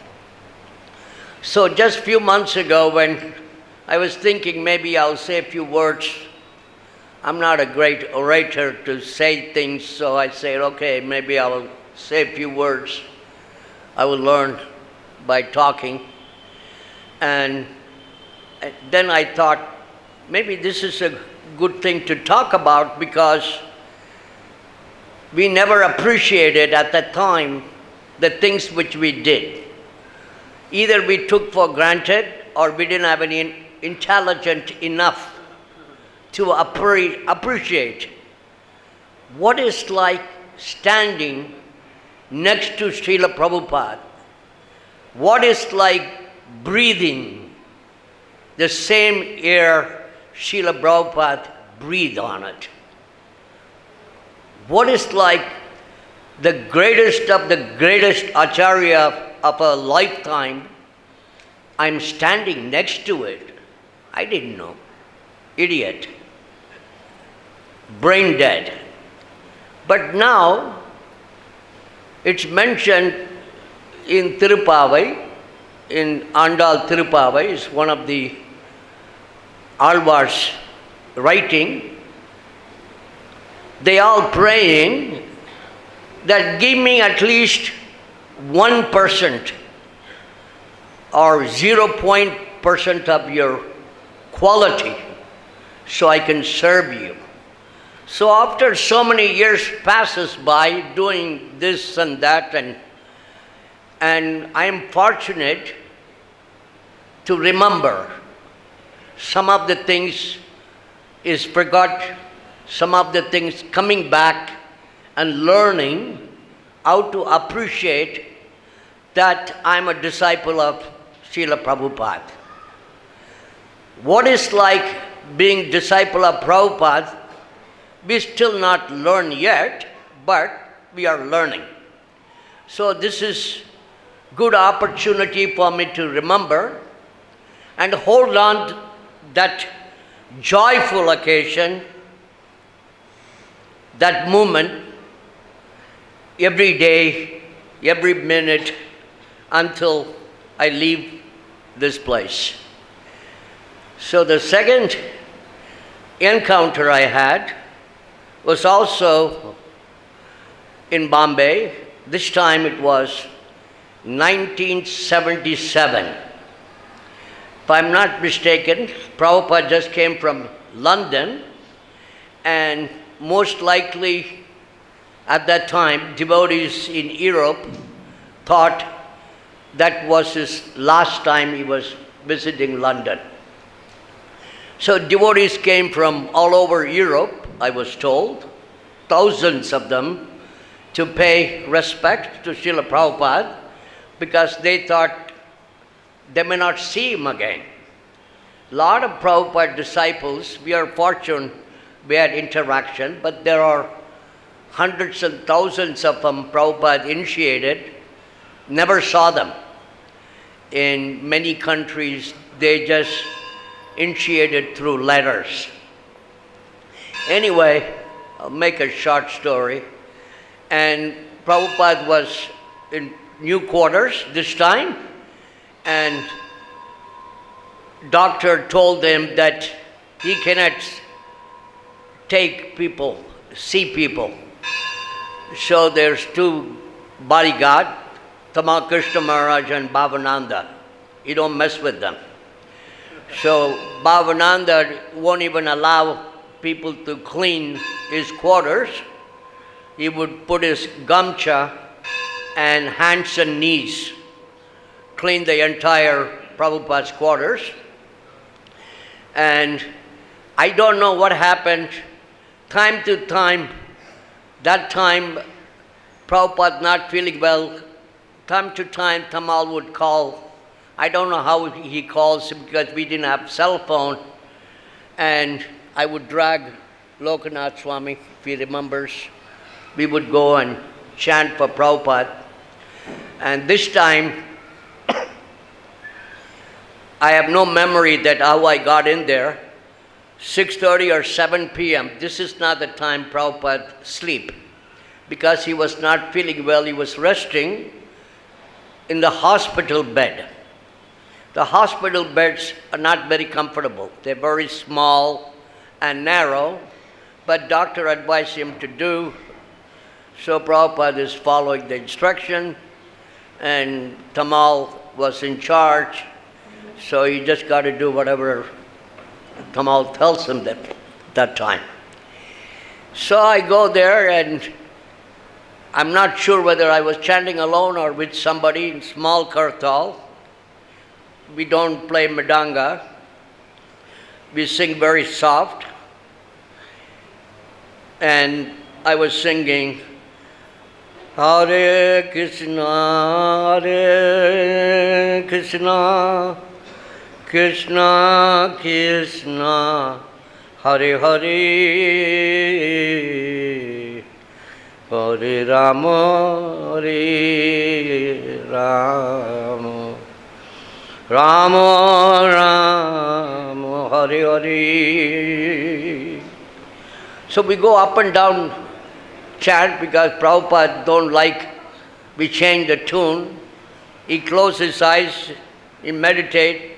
I also close eyes sometime, open sometime. And I was all alone. I don't know where those two Swamijis went. And I noticed when I opened the eyes, Prabhupada's feet fall off from the bed. It was very small bed, so it fall off. Maybe he was restless. I'm not sure what happened. And again, I was an idiot. I don't know what to do. Standing, sitting, doing kirtan, whether I should disturb Prabhupada or what I do. So I take a chance. I took his feet and put it in the bed, moved on chanting. And Tamal told me to go home, so I went home. Again, never thought about it, never think about it, never discuss with anybody. What a fortune and what tapasya I have done, I don't know. To get initiated in Vrindavan, come to Vrindavan before the temple was opening, living in the hut, no idea what is Vrindavan is like. I wasn't searching for spiritual master or guru or just useless idiot wandering around. End up in Vrindavan, and his mercy got initiated in Ram Navami and able to touch Prabhupada's feet. Usually Prabhupada don't like anybody touching his feet, right? He doesn't like people touching his feet, but able to lift his feet and put it in the bed and went away. Now I'm thinking, what a fortunate person I am. I want to hold on that memory of holding his lotus feet forever. So this is the day of appearance of Prabhupada. I request all your devotees, those who had interaction, those who didn't have interaction, hold on something of Srila Prabhupada. When you hold on anything with your mother's relation with Prabhupada, maybe your Guru Maharaj interaction with Prabhupada, just hold on anything. Though hold on to his devotee, someday we will learn something about Prabhupada. It may take time, but hold on. Never give up. So I'm going to stop and say thank you to a couple of people, and it's a good occasion to finish. I'd like to thank first Mother Mahadevi, who helped a lot when Parvati passed away. She was sleeping every night voluntarily. As you all know, Mataji is not an easy customer. And Mother Mahadevi was very patient, and Parvati was only thinking of Prabhupada Samadhi and Bhagavad-Gita class, nothing else. She doesn't care about anything. And Mahadevi was very kind and serving Mataji. The second, I would like to thank Mother Devashakti. I don't know where she is. I'm sure she's going to be here soon. Oh, probably a surprise for her that when I joined, 18 or whatever it was, my name was Bhatmanavan. It was named after Thiruvananthapuram Padmanabha Swami temple. And my duty was cutting vegetable and rolling chapatis. I grew up with big family with 6 sisters. I never been in the kitchen. Lousy cutting vegetable, lousy in rolling chapatis. It's all over the map. But that was my service I was given. So be it. Rolling chapatis in different shape of the globe. But was fortunate to serve Ananda Maharaj, who was also, I was told, we call him Maharaj, he was brahmachari, Prabhupada's godbrother. I was told he was Bhaktisiddhanta's personal cook. I may be wrong, but I was told. And the temple was about to open. Surab asked me to help with the guest house. So my duty was to put all the furniture in a place. And Devashakti Mataji upgraded me to polish Prabhupada's bucket and cleaning Prabhupada's quarters. So I'm eternally grateful to her for allowing me to clean the bucket and polishing, so I can hold on to that memory. And third and final, I want to offer my respects to Panchagoda Prabhu and Bimal Krishna Prabhu, carrying on Prabhupada's museum. It's coming very nicely. Maharaj was talking about book distribution.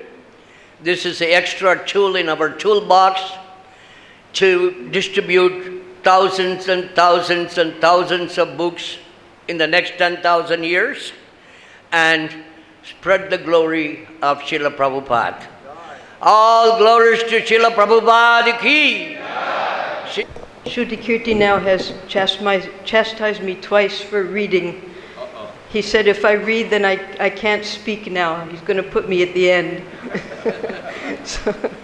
So just to satisfy him, of course, I consider Vyasa Puja to be a time when we formally praise Srila Prabhupada and all of his accomplishments.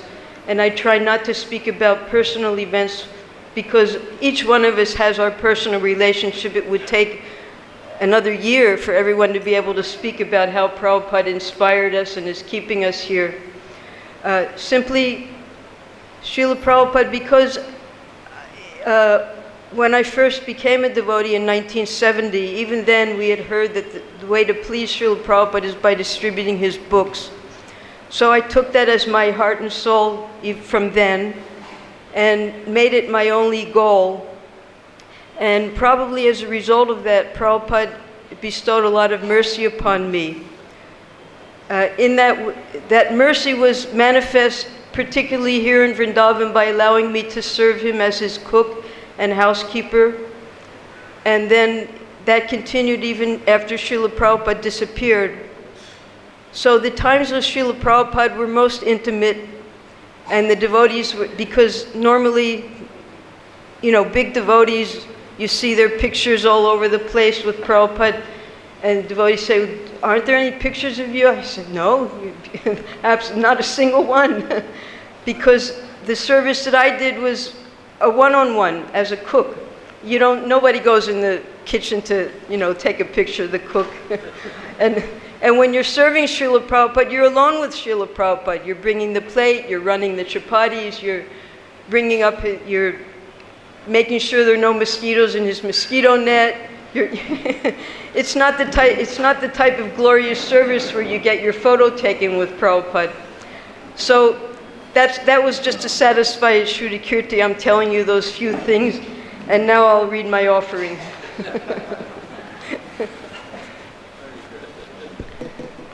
A time to rejoice, as when Krishna was born, a pure devotee takes his birth in a line of Chaitanya Bhaktas. The family deity Damodar is worshipped by his father. From birth, Abhay Charan is blessed in a Suchi home. From previous birth, he committed no sin. Perhaps he killed some snakes to make medicines. Captured early in a net of devotion, woven on all sides by his mother and kin. His life's inspiration, his Thakur body, Shri Shri Radha Govindaji, learning by watching for hours how to serve them in the temple, imitating at home with his little Radha Govinda. He and his sister together worshipped in their child play. Encouraged by his father to become a pure devotee, reinforced by his eternal father and spiritual master, Srila Bhaktisiddhanta Saraswati Thakur, to spread Lord Chaitanya's message far and wide. How to do it, how to carry out the order of his Guru Maharaj. As Grihastha, he made money to fund his many projects. Then Krishna blessed him and took everything away. No money, no family, no home. Only his Guru's order remained. From Vanaprastha to sannyas, his determination strengthened. Then he received the blessings of the 6 Goswamis in Vrindavan. Armed with Bhagavatam and the holy name, he made the bold move to go to the West. He chose America. He did what no one else in history had accomplished, bringing Krishna's message to every town and village. He swept up the world with kirtan and prasadam. He established Krishna bhakti in the hearts of millions. Prolific writing, lecturing, traveling, teaching, preparing his disciples to carry on his work. In only 11 years, he manifested a miracle, turning thousands of mlechas into practicing brahmanas. Mission successful, Krishna called him back for yet another mission, or to play in Braja's groves. As he always felt his spiritual master's presence in his Vani, so his followers also have that solace to always be with him. Today, 125 years have passed since his glorious birth, with 600 temples and centers now in India, and so many centers around the world, it is practically impossible to count, all by the spiritual power of one devotee, Srila Prabhupada. May we ever remain his faithful servants, serving his order, the order of his Guru Maharaj. We have no other purpose in life but to serve him. He is our life, our breath, our purpose and goal. It is our great fortune to be connected with him somehow, either directly or through his books or through the holy name. Let us rejoice today for having found him in this lifetime and spread his mercy to everyone in the world. My dear Srila Prabhupada, please accept my prostrate obeisances at your lotus feet. All glories to your divine grace, who has saved humanity from the clutches of Maya's snare. In utter humility and despair, my life has been nothing but failure in trying to please your divine grace. Reflecting upon the past, I see only the times you chastised and corrected me, how I caused you inconvenience in your service. But looking to the future, there is hope. I try every day to distribute your books. This is the only saving grace, both personally and collectively for the world. Meditating how to increase your book distribution is the one hope I have to someday please you. Therefore, please forgive me, Srila Prabhupada, for the failures of the past, and allow me to continue to try to please you, at least by distributing your life-saving books. We have no other shelter than your divine instructions. The world is a desert without your life-giving words. Please allow me to forever take shelter at your lotus feet with the hope to please you one day. Your insignificant servant, Hare Krishna. Nama Om Vishnu Padaya Krishna Prasthaya Bhutale Srimate Bhaktivedanta Swamini Namane Namaste Sarasvate Devi Gauravani Pacharane Nirvase Shashanivari Paschatya Deshitarane. Srila Prabhupada, on this blessed 125th anniversary of your divine birth, I just wanted to try to glorify you by the experience that I had twice with you, where when you would ask or order one of your disciples to do something, it wasn't just words. All kind of circumstances would immediately take place to facilitate that one could have never imagined would happen. For example, when I wanted to be a material doctor, an Ayurvedic doctor, in a half a sentence, you pulled out the foundation of that argument by saying, Ayurveda, Western medicine is very advanced. So I didn't know what to say then, because I actually wanted to be a Western doctor. But then you lifted up one of your books and said, just work with my books and be a spiritual doctor. But then immediately, I believe it was the same day, I was invited to join the BBT Library Party, which, again, you facilitated everything where all of the fortunate members of your BBT Library Party put your books in hundreds of libraries, actually thousands, in both hemispheres. But while still in India, after disappointing you by pressing about being a doctor, and you straightened me with that, I came back. Actually, Vyasagi was also in that group, and we were able to get a standing order of your books in a Muslim university. And again, you gave a blessing for anyone who works or distributes Arabic books or anything in the Middle East. And I don't feel that I have any part of that other than just to supply some ammunition. But your book distributors write letters of the joy they're experiencing because they're the ones directly interfacing with these kind of disenfranchised people. But when they see, by your grace, a devotee approaching them with love rather than a little bit of hate or fear, their hearts change immediately.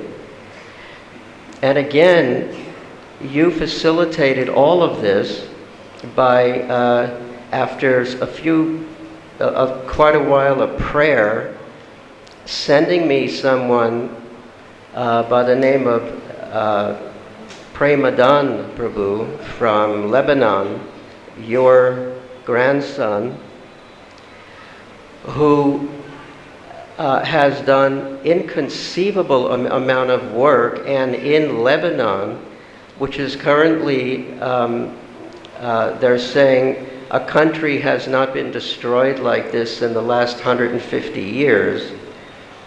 He can barely get food.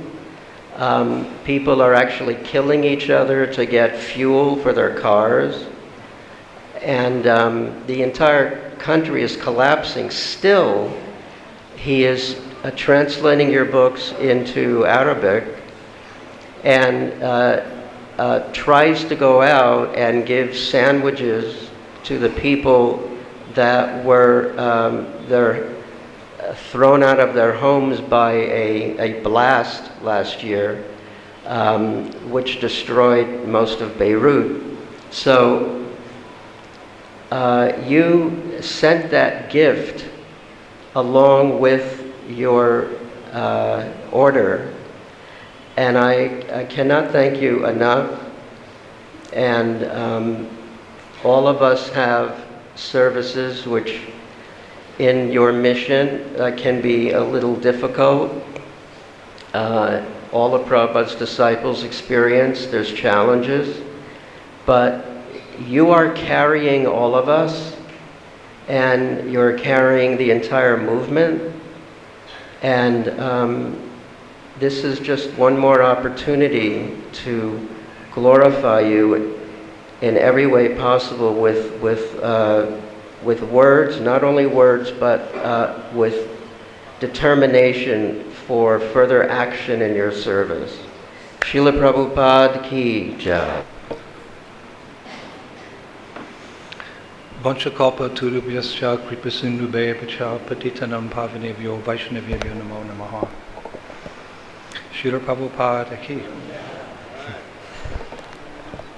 I'm very happy to be here today in the association of so many wonderful followers of Srila Prabhupada, and I'm especially happy to be in the association of my beloved godbrothers and godsisters who I don't see so often these days because of the pandemic. but I'm hiding out over there somewhere. But take the chance to come here today because your association is so important, and this opportunity to glorify our beloved spiritual master, Srila Prabhupada. Nama Om Vishnu Padaya Krishna Prishtaya Bhutale Srimati Bhaktivedanta Swaminiti Namane Namaste Saraswati Deve Gauravani Pacharane Nivishesha Shunyavadi Paschachadi Shatarni. My dear most spiritual master, please accept my most humble obeisances in the dust of your lotus feet. Today I am praying to the Supreme Lord to find the proper words to glorify you on this special occasion of your 125th appearance day anniversary. Quote, wishing to drink from his mother's breast, an infant child clutches his mother's foot, and she kindly picks him up. In the same way, when a sincere devotee, although not expert in words, yearns to praise others, the Supreme Lord uplifts and empowers him. Hari Bhakti Vilas 8.351. Srila Prabhupada, the other day a person inquiring about Krishna consciousness asked me if I was happy. When I replied, yes, of course I am, he countered, but how can you be happy when there's so much suffering in this world? Everywhere one looks, people are unhappy. I replied, sir, my happiness lies in encouraging people to chant the holy names of Krishna, a time-honored remedy to alleviate all suffering in this world. I'm sure if you tried it, you'd be happy too. I can't do that, he said bluntly. It's easy, I said. Just say Hare Krishna. Sorry, was his only response. Well, I said, then you'll just have to be satisfied with being one of those unhappy persons you mentioned. There was a pause, and then suddenly he blurted out, all right, Hare Krishna, Hare Krishna, Hare Krishna. I waited for a moment, and then I asked him, so how was it? He replied, well, yeah, it was nice. I felt something different. I'll give it a go. Srila Prabhupada, that conversation reminded me of how you were once walking on a beach in Bombay with some of your disciples, and a little girl walking by folded her hands and said to you, Hare Krishna. Smiling, you turned to your disciples and commented, just see how successful our movement is. One disciple asked, what do you mean by successful, Srila Prabhupada? And you replied, if you taste just one drop of the ocean, you can understand how salty the whole ocean is. Similarly, by this one girl greeting us with Hare Krishna, we can appreciate how the chanting of the Lord's holy names has spread around the world. Such small triumphs in the spreading of the holy names certainly adds to the success of your mission, Srila Prabhupada. But to be perfectly honest, locked down and locked out of my previous services to you as a result of the worldwide pandemic, I miss more than ever the big victories we help you achieve in days gone by. I miss seeing thousands of young people loudly chanting the holy names of Krishna at the Polish Woodstock Festival every year. I miss distributing tens of thousands of plates of prasadam annually to Zulu children in the poor townships of South Africa. I miss the standing ovations that our theater productions received as we toured the United States. I miss our festivals along the Baltic Sea coast, where for 30 years running, each summer night, people would leap from their seats during the final kirtan and chant and dance with us in great ecstasy. I miss our Harinam parties in Altai, Dazag, Urgamal, and Hodroga on the far western steppes of Mongolia, where each time literally the whole town would follow us back for a program in a hall. The list is endless, Srila Prabhupada. But recently I realized I can't go on forever daydreaming about the past. You said many times that if we are sincere, then there can be no real impediments to spreading the glories of the holy names. I was reminded of this recently while listening to a lecture you gave in London on July 18th, 1973, wherein you said, quote, "Material impediments cannot check progress in the science of God." We are experiencing that Krishna consciousness does not get checked anywhere. We have got branches all over the world, any country. There's no language difficulty. Wherever we chant Hare Krishna, they join. Even in Africa, they're also chanting Hare Krishna. So there's no checking this movement. Your words had a profound effect on me, which is often the case when I listen to your lectures. I feel you're speaking directly to me. Quote, "The learned say that nectar resides in the ocean, the moon, the lips of a young lady, the abode of serpents, and in heaven. But the ocean is salty, the moon wanes, the husbands who drink nectar from the lips of their wives die, snakes provide poison, and one falls down from heaven when the fruits of his virtuous deeds are exhausted. But indeed, nectar is found in the voice of realized saints whose sweet words and instructions lead one to immortality." That's from the Subhasita Ratna Bandagaram. Inspired by your words, Srila Prabhupada, the daily chanting of my mantras took on a different tone. I pleaded to be engaged once again in some significant service to your mission. Narada Muni says to Gopakumar in the Brihad Bhagavatamrita, 2.1.189, "My dear boy, whatever you desire while chanting your mantra, by its power you will fully achieve. Indeed, you will attain more than your desire," unquote. Time passed in this way, and having received no discernible sign from the Lord that he would fulfill my prayer for service to your mission, I suddenly realized how foolish I was to think that I, an aspiring devotee at best, could personally request something from Krishna, the Supreme Personality of Godhead. So then I did the right thing. I begged you, my beloved spiritual master, to pray to the Lord in my behalf. In a letter to Mahananta Das on April 26, 1970, you wrote, quote, "Regarding your questions, are the spiritual master and the grand spiritual master consciously aware of the prayers of a sincere devotee who prays in love to them? The answer is that no conscious prayers go in vain. They are transmitted positively. Any prayer you offer to your spiritual master and the superior spiritual master is conveyed to Krishna. No sincere prayers go in vain," unquote.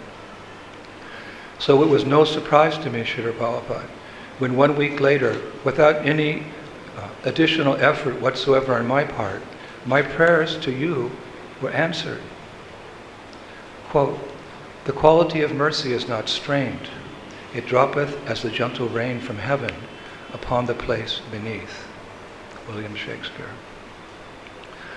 As I was walking by the prestigious Vrindavan Research Institute, near to our beloved Krishna Balaram Mandir, here in Vrindavan, with my disciple Vishnu Tattva Das, he turned to me and said, "Srila Gurudev, the managers of the institute told me they would like to meet with you. Can I make an appointment?" I looked at him in disbelief. Since 1973, when I first traveled to Vrindavan, the prestigious institute, with all of its thousands of sacred scriptures, had mostly been off limits to anyone except research scholars. I often dreamed of walking into the institute and having darshan of the shastras contained within its walls, which I knew included the original handwritten manuscripts of Srila Rupa Goswami, Srila Jiva Goswami, Narottam Das Thakur, Vishwanath Chakravarti Thakur, and many other great Vaishnava saints as well. It's under new management now, Vishnu Tattva continued. They are eager to improve the important work they are doing. I've actually been helping them for some time now with cataloging their vast library. Vishnu Tattva comes from a well-respected Goswami family in Vrindavan and is pursuing a master's degree in Sanskrit. They know about you, Srila Gurudev, and are asking for your cooperation with scanning, digitizing, preserving, translating, and publishing the 32,000 scriptures in the Institute. Surprised, I said, "But how in the world do they know me?" "Through your social media," he replied. and they're aware that you've been lecturing about Vrindavan for almost 2 years based on authentic scriptures. I shook my head in disbelief. Okay, I said, make an appointment. Several days later, we met with the head of the institute and his managers for several hours, discussing the dynamics of how we could cooperate. Afterwards, one of the managers took me on a tour of the entire institute. As we walked through numerous rooms encasing the sacred text, she said, quote, "The previous managers were mainly interested in protecting the valuable manuscripts, but our new management realizes these scriptures were written to be read by the whole world." Unquote. As we sat down to discuss more, she placed an old palm leaf manuscript in my hands. "Take this one, for example," she said. "It's the original Bhakti Rasamrita Sindhu of Srila Rupa Goswami. It's over 500 years old. You can see how much it is in need of preservation." "Good Lord," I said softly, "I'm holding one of the most important shastras of our tradition in my hands." I could hardly fathom my good fortune. Looking closely at the beautiful handwriting of Srila Rupa Goswami, I remembered a verse from Chaitanya Charitamrita, "Shirupera akshara yena mukut arabhanti, pritihana karena prabhu aksharena shtuti." Thus being pleased, Lord Chaitanya praised the writing by saying, "The handwriting of Srila Rupa Goswami is just like rows of pearls." Carefully taking the manuscript from my hands, she placed another in front of me.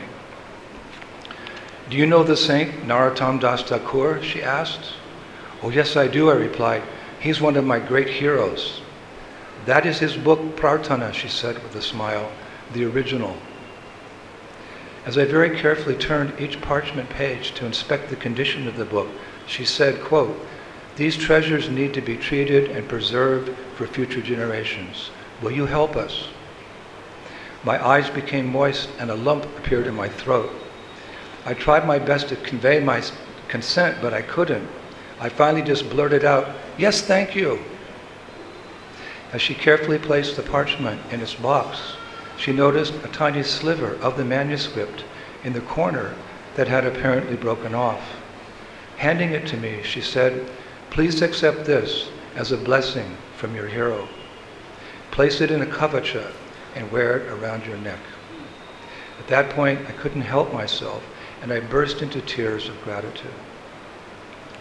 Srila Prabhupada, thank you for answering my prayers and entrusting me with the service that I know is very dear to your heart. You yourself carried a number of our previous Acharya's books everywhere you traveled. Every day you would refer to them as you wrote your illustrious Bhaktivedanta purports. I know this for a fact, for I once carried a heavy suitcase of yours filled with those precious scriptures from the London airport to your room at our temple at 7 Bury Place. Huffing and puffing, I placed it at your lotus feet, and when I bowed down, you slapped me on the back in firm appreciation and gave me an eternal blessing, saying, "So much endeavor in this material world, but when I take you home, back to Godhead, everything will be easy and sublime." I look forward to that day when you'll take me home, Srila Prabhupada. But in the meantime, I'll work closely with the team of devotees I'm assembling from around the world to help the Vrindavan Research Institute raise funds, as well as catalog, scan, digitize, preserve, translate, and publish all the works, known and unknown, of our previous acharyas. All the while, I will keep your following words close to my heart. Quote, "It is my serious desire to devote the fag end of my life to translating Srimad Bhagavatam and so many other Vaishnava literatures. So by assisting me in this regards, you will be performing the highest service to Krishna." Srila Prabhupada letter to Hayagriva Das, April 27, 1972. Your eternal servant, Indraduma Swami. Hare Krishna. I feel a little shy to speak after all my illustrious God brothers and Daivi Shakti, my God sister. But since it's the 125th anniversary of our Guru Maharaj, how can I not make at least an attempt to say something to glorify my spiritual master? Nama Om Vishmadaya Krishna Prasaya Bhutale Srimati Bhaktivedanta Swaminiti Namini Namaste Saraswati Devi Gauravani Pachayini Nivishesha Shunyavadi Pastyatyarishatayini Vaishnav Vrinda Ki Jai. Hare Krishna. I was thinking to speak about Srila Prabhupada's touching the heart of a scholar who, in return, in appreciation of Srila Prabhupada, gave some wonderful glorifications of his personality, of Prabhupada's personality and his achievements that are worth to meditate on. So this is the scholar I'm talking about is Dr. Stilson Judah, who was an anthropologist in Berkeley, and I was in Los Angeles community, and actually in later ages, when he retired from his service at the university in Berkeley, he moved to Los Angeles near the temple also. So although he was an anthropologist, he was teaching in the field of history of religions, and his thesis was on Sri Chaitanya Mahaprabhu's life and teachings, which at that time, I mean, you know, even here in India, not everyone knows about Chaitanya Mahaprabhu, what to speak in those times in the West. So he was taking a very unusual subject matter, and he met the devotees in the streets in Berkeley distributing magazines and maybe also books, but he was surprised to hear from them how they were speaking with such ease about Sri Chaitanya Mahaprabhu and his teachings. And he was wondering who's behind that, you know, and who makes them also wear devotional Indian clothes, etc. And so then later on, he was invited to come to the temple and started to come regularly to the temple. And when Prabhupada, not long after, came to Berkeley, he was invited to see Srila Prabhupada. So Dr. Judah is saying something like, I met His Divine Grace A.C. Bhaktivedanta Swami Prabhupada for the first time in 1969 in Berkeley. I already attended regular kirtans at the Berkeley Temple for quite some time. Then I decided to write a book of the Hare Krishna, on the Hare Krishna movement. When Prabhupada came, I was quite anxious to meet him. There were various theological and philosophical questions I had. We discussed the teachings and movement of Sri Chaitanya as well as Sankaracharya's non-devotional Advaita philosophy. I was very impressed by Prabhupada's comprehensive philosophical knowledge, and particularly his knowledge of Sanskrit. I myself studied Sanskrit for 6 years in college. Therefore, I was awed how half of his conversations on philosophy were in Sanskrit and followed by his English translation. His knowledge of Gaudiya Vaishnavism was exhaustive. He continues, I have to say that I was struck by his humility. Although I wasn't a devotee, I did not at all get the feeling that he was speaking down at me. Although he certainly was worthy of my reverence, not only for his scholarship, of course, but for his obvious holiness. He treated me, you might say, on an equal level, with gentlemanly respect.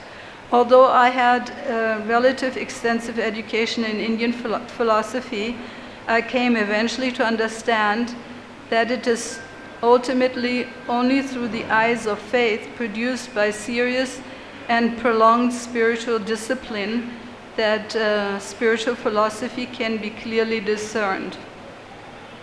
Of course, Prabhupada also many times discussed with scholars who weren't so favorable, but there was one one thing that he often quoted was Tarko Pratishta Shrutayo Vibhinna Nashao Nrishya Yasya Matam Nabinnam Dharmasya Tattva Nihitam Guhayam Mahajana Yena Gata Sapanta.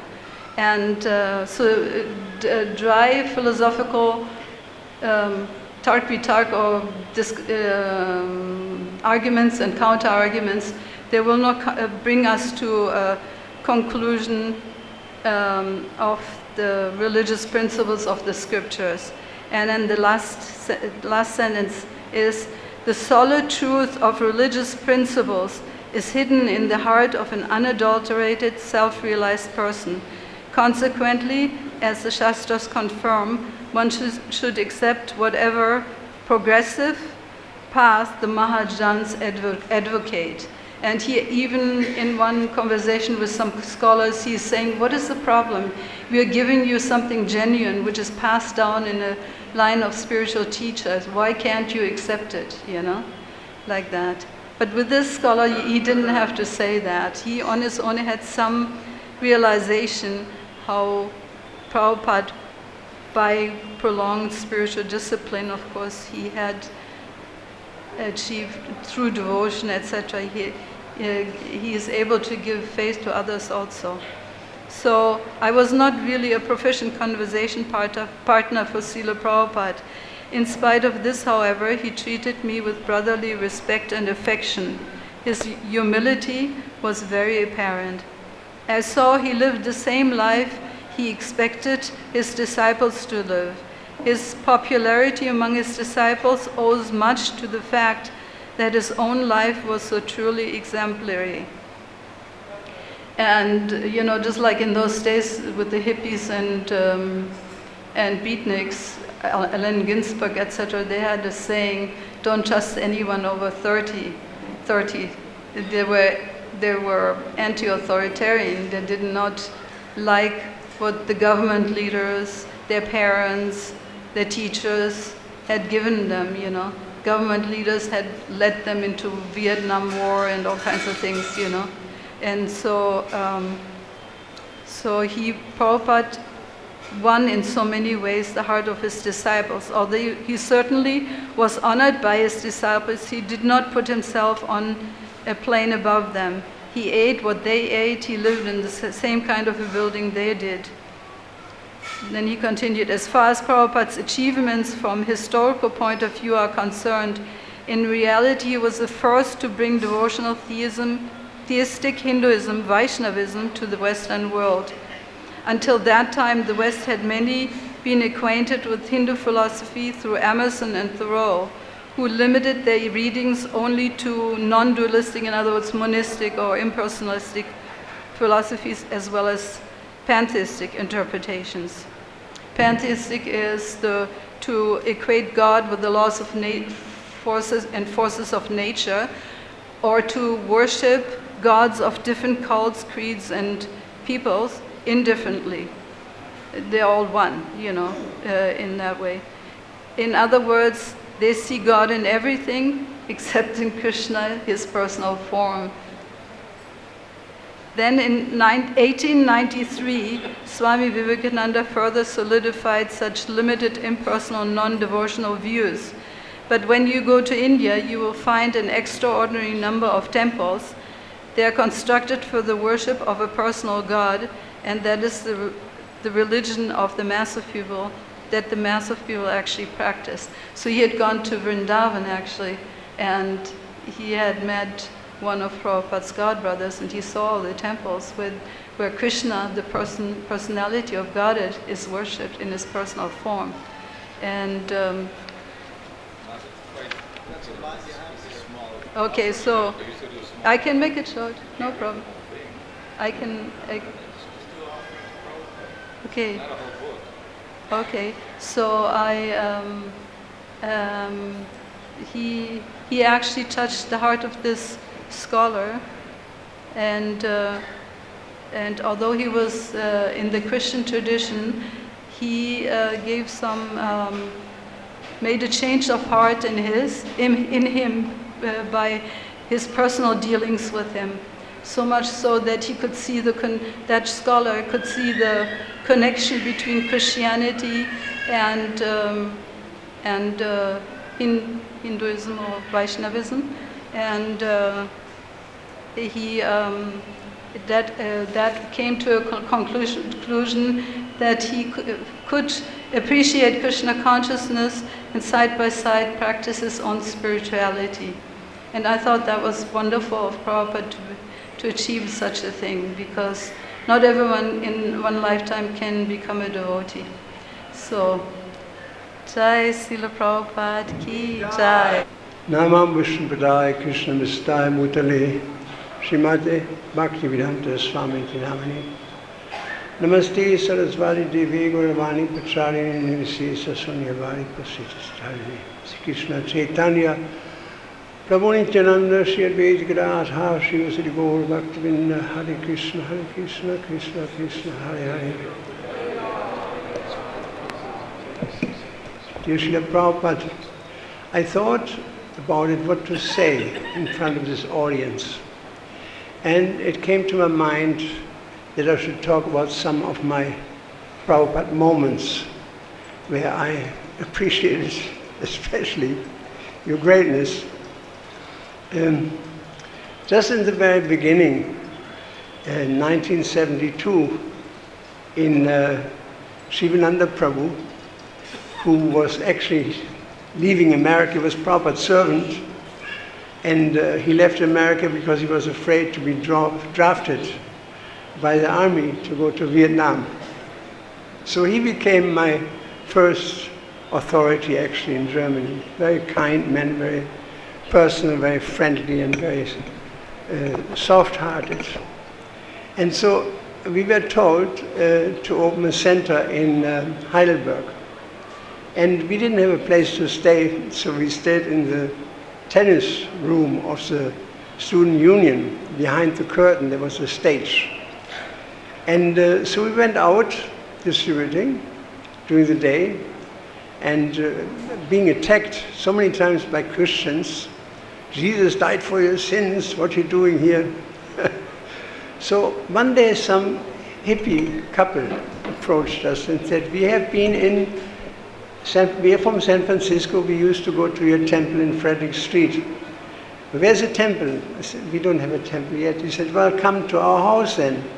We have a nice place, and you can stay with us. We stayed with them. Now, there was this particular situation that, I don't know if you know the picture of Muli Manohar.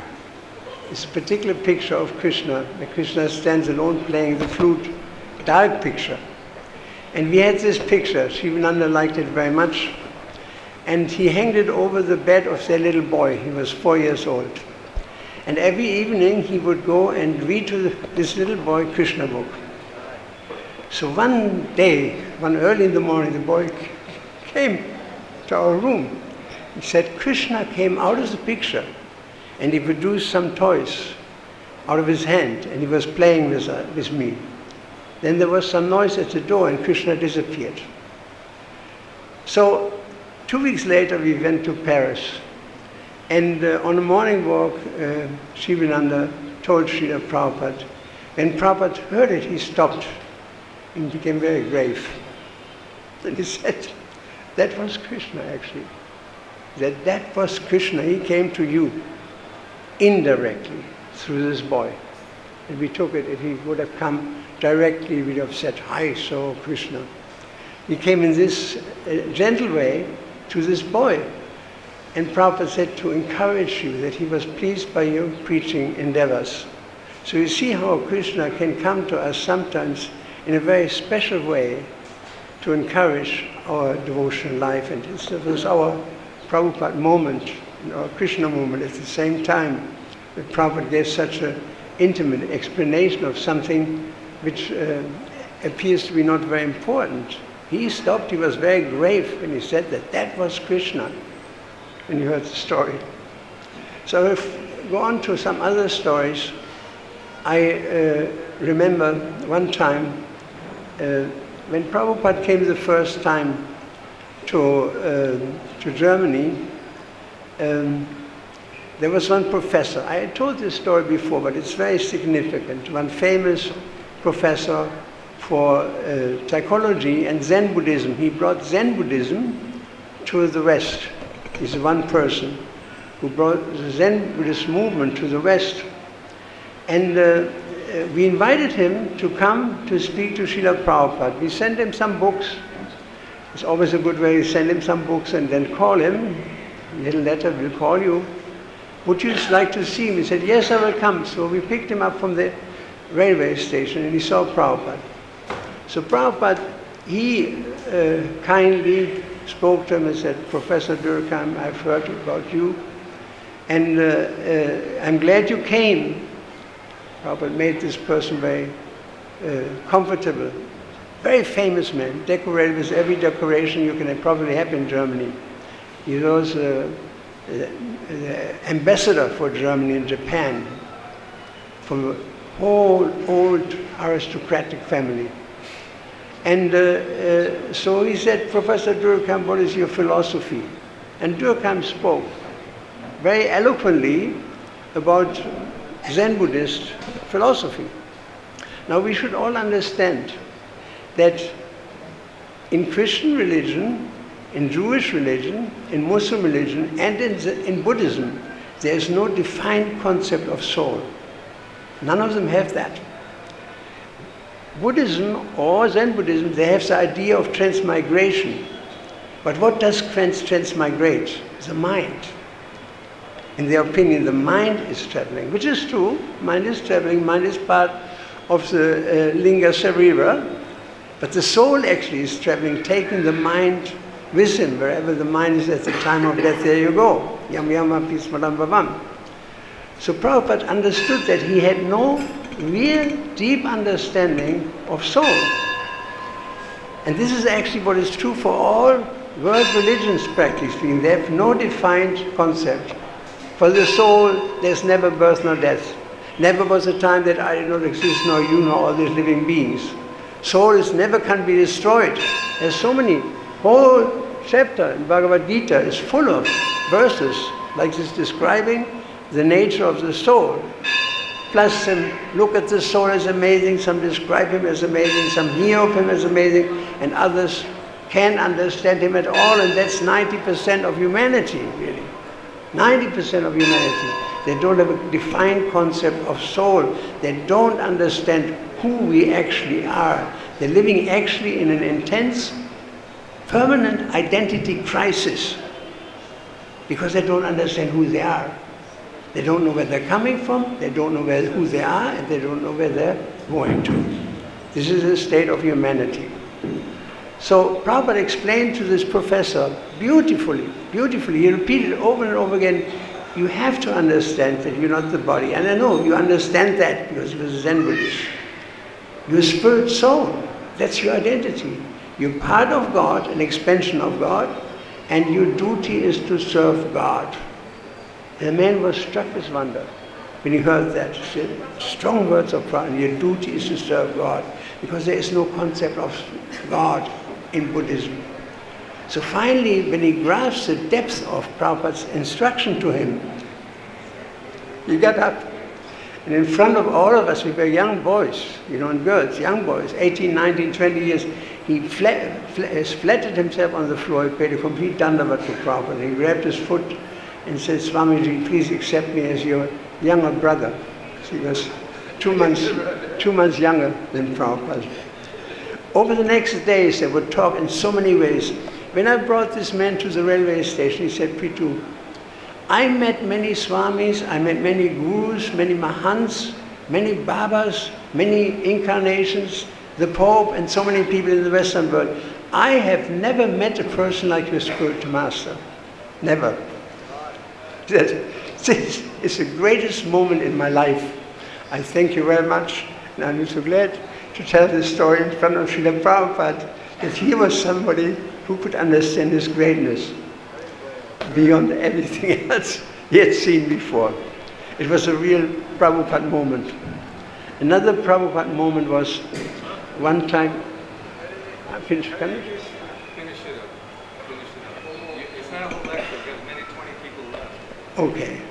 Srila Prabhupada ki jai, Srila Prabhupada ki jai. Go Vrindavan. Srila Prabhupada ki jai. Hare Krishna, Krishna Krishna, Hare Hare, Hare Rama, Rama Rama, Hare Hare. So I had an offering prepared, but I think it would take longer than 5 minutes. So in honor of my God brothers and sisters waiting to get their offering. But Prabhupada, what we would like to offer you today is a regular reading of Krishna book. Yesterday, Shruta Kirti was enlivening us about how his first service in New Vrindavan was reading Krishna book. And coincidentally, that was my first service in New Vrindavan also. After scrubbing the pots, then I was asked to go and read Krishna book out loud to Radha Vrindavan Chandra. And it was just most wonderful. I can still remember, it's almost 46, 47 years ago. And then 2-3 weeks later, we went out to the parking lot and we started to distribute Krishna book. And Krishna book throughout the years has become one of my favorite books. And as Panchagoda Prabhu was enlivening us to read Srila Prabhupada's books as well as Dinabandhu, I've also made a resolve this year to take more time. Prabhupada said 1 hour, 2 hours. So at least if we can take an hour to read Srila Prabhupada's books. Yesterday we had a wonderful group of devotees in Prabhupada's library, and we took the Krishna book and we passed it around with the microphone, and we all were transported to Krishna's pastimes. It's a very wonderful, amazing experience that one gets when you read Krishna book and any of Srila Prabhupada's books, but particularly for me and possibly others, Krishna book really helps us to understand how Krishna is the supreme personality of Godhead. And in hearing about his form, his pastimes, his greatness, and the love that he has for his devotees is most inspiring. And no matter what troubles we have, no matter what problems that we have, I was just hearing Prabhupada saying in a lecture yesterday that Krishna and his name are the same. Now, of course, we hear this all the time, but we get an experience from chanting. Why are we still chanting years and years later? Sometimes it's a little difficult, but when we persevere, we rise above, we find that the holy names of Krishna and his pastimes is really the relief from our struggles and our problems. So I encourage everyone, including myself, to hear more from Srila Prabhupada. If you can hear a lecture every day, the way that Prabhupada describes Krishna, the way he even says Krishna's name, no one can talk about Krishna the way that Srila Prabhupada does. So we have so much access to hear. Prabhupada said hearing is seeing. So when we hear about Srila Prabhupada, then we're actually seeing Prabhupada and Krishna. So Srila Prabhupada, on your Vyasa Puja day, yesterday we decided that we were going to read Krishna book every Sunday in your library from 4:30 to 5:30. Haribol! And you're all invited. Haribol, glories to Prabhupada. And to all of you, to me seeing Prabhupada and all of you is most inspiring. And let us serve each other with that mood. Krishna says in Bhagavad-Gita, for one who sees me everywhere and sees everything in me, I am never lost, nor is he ever lost to me. So in this same way, we can see Prabhupada everywhere. So everyone has their personal relationship with Srila Prabhupada. And in that way, we can continue our lives and chant Hare Krishna and be happy. I say half an hour, but you say 5 minutes, it's okay. I spoke already. Thank you very much. Okay. Thank you very much, Sutakriti Prabhuji. Dhanyavad.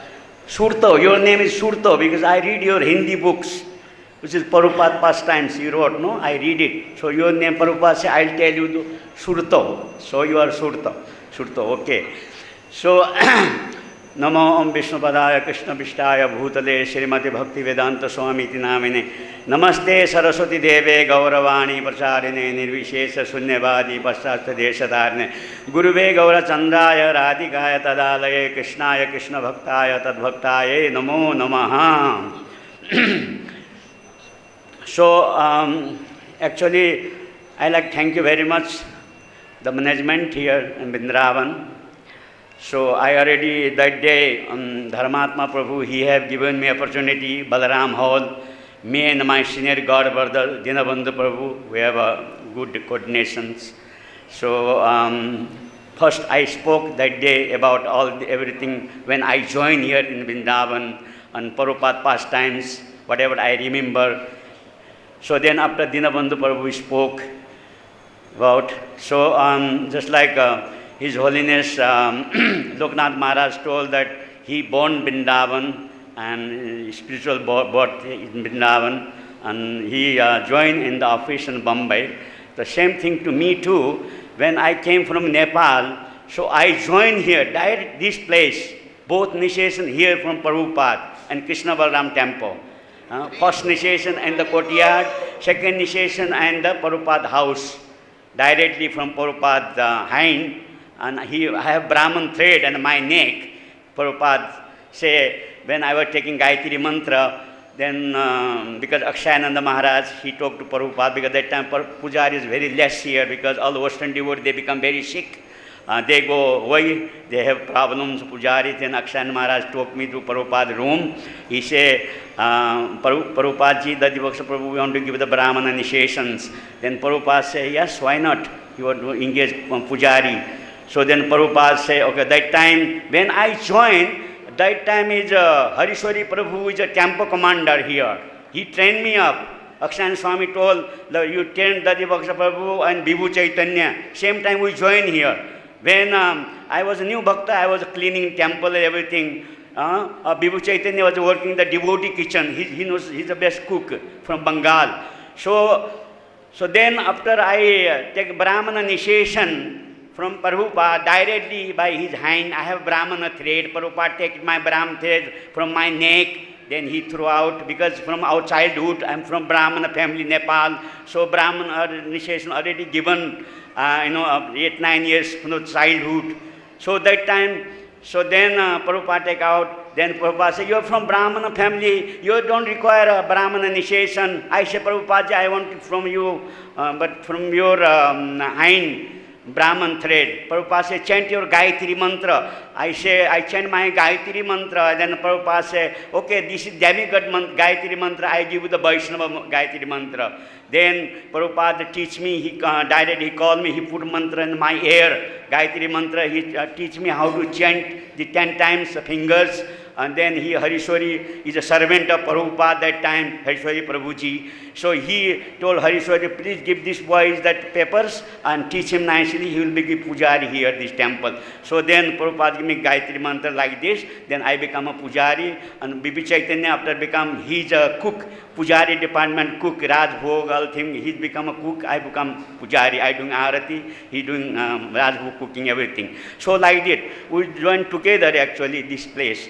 So we born here, this place. I born here, then I joined here. Then after 79, Giriraj Maharaj took me to Bombay, because here was 78, there a big, meeting, everything, all the GBC, so many Prabhupada disciples, they get disturbed.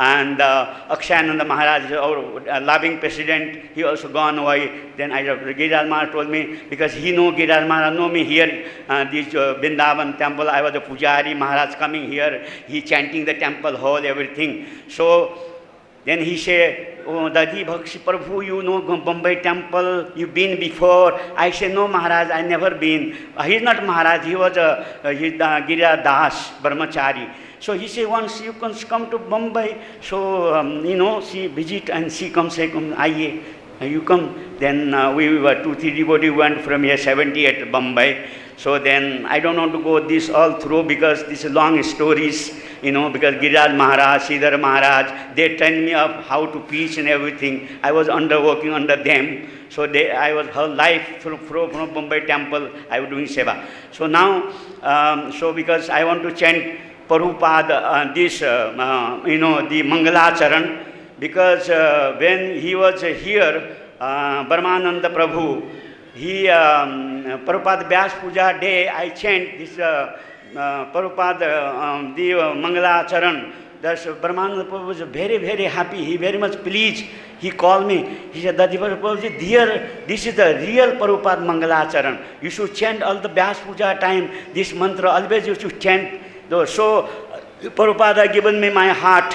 So I remember this mantra. So every day, when Prabhupada Samadhi in the morning, I pray, fold my hand, I pray, I chant this mantra. So now also I want to chant because Dharmatma Prabhu already morning he told me, if you are not, you chant this Prabhuji Mangalacharan. So he encouraged me all the times, every times to me. He respect me. All Dinabandhu Prabhu also respect me because other day he was standing Prabhupada Samadhi, Dinabandhu Prabhu. So I was just behind him. So he just turned up. He said, oh, Dadibhasa Prabhu, you spoke very nicely yesterday. I was very much impressed by your speaking. No, Prabhuji, you spoke. No, you did very wonderful. I was very impressed. So he gave me all the credit to me. He doesn't want any credit. So like this. So now I don't want to take more times because many devotees there.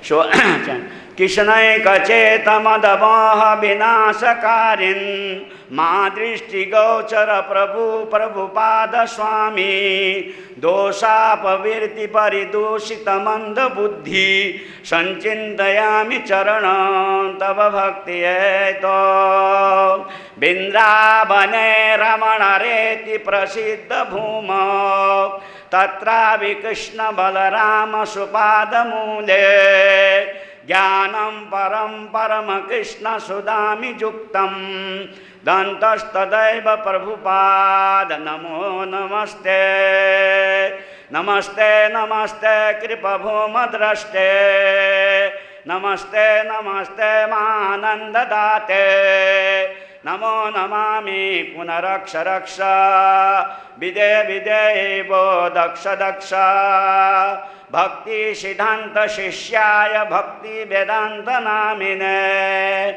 Pasannaya Tasmai Shri Gurubhe Namaha Shri Vanga Bhumi Janabhushana Gaura Leela Gauranga Bhava Parisarana Matra Shila Radha Mukunda Pada Padma Mano Bilasin Ananda Bashi Prabhupada Namo Namaste Ananda Bashi Gurudev Namo Namaste Hare Krishna. Thank you very much. Srila Prabhupada ki jai. Hare Krishna. So 5 minutes. 5 minutes. 5 minutes. Okay, it will be more than 5 minutes would be more than enough for me.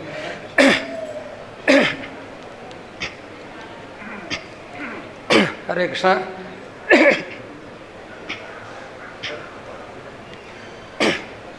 So today we are celebrating Srila Prabhupada Vyas Puja, 125 years.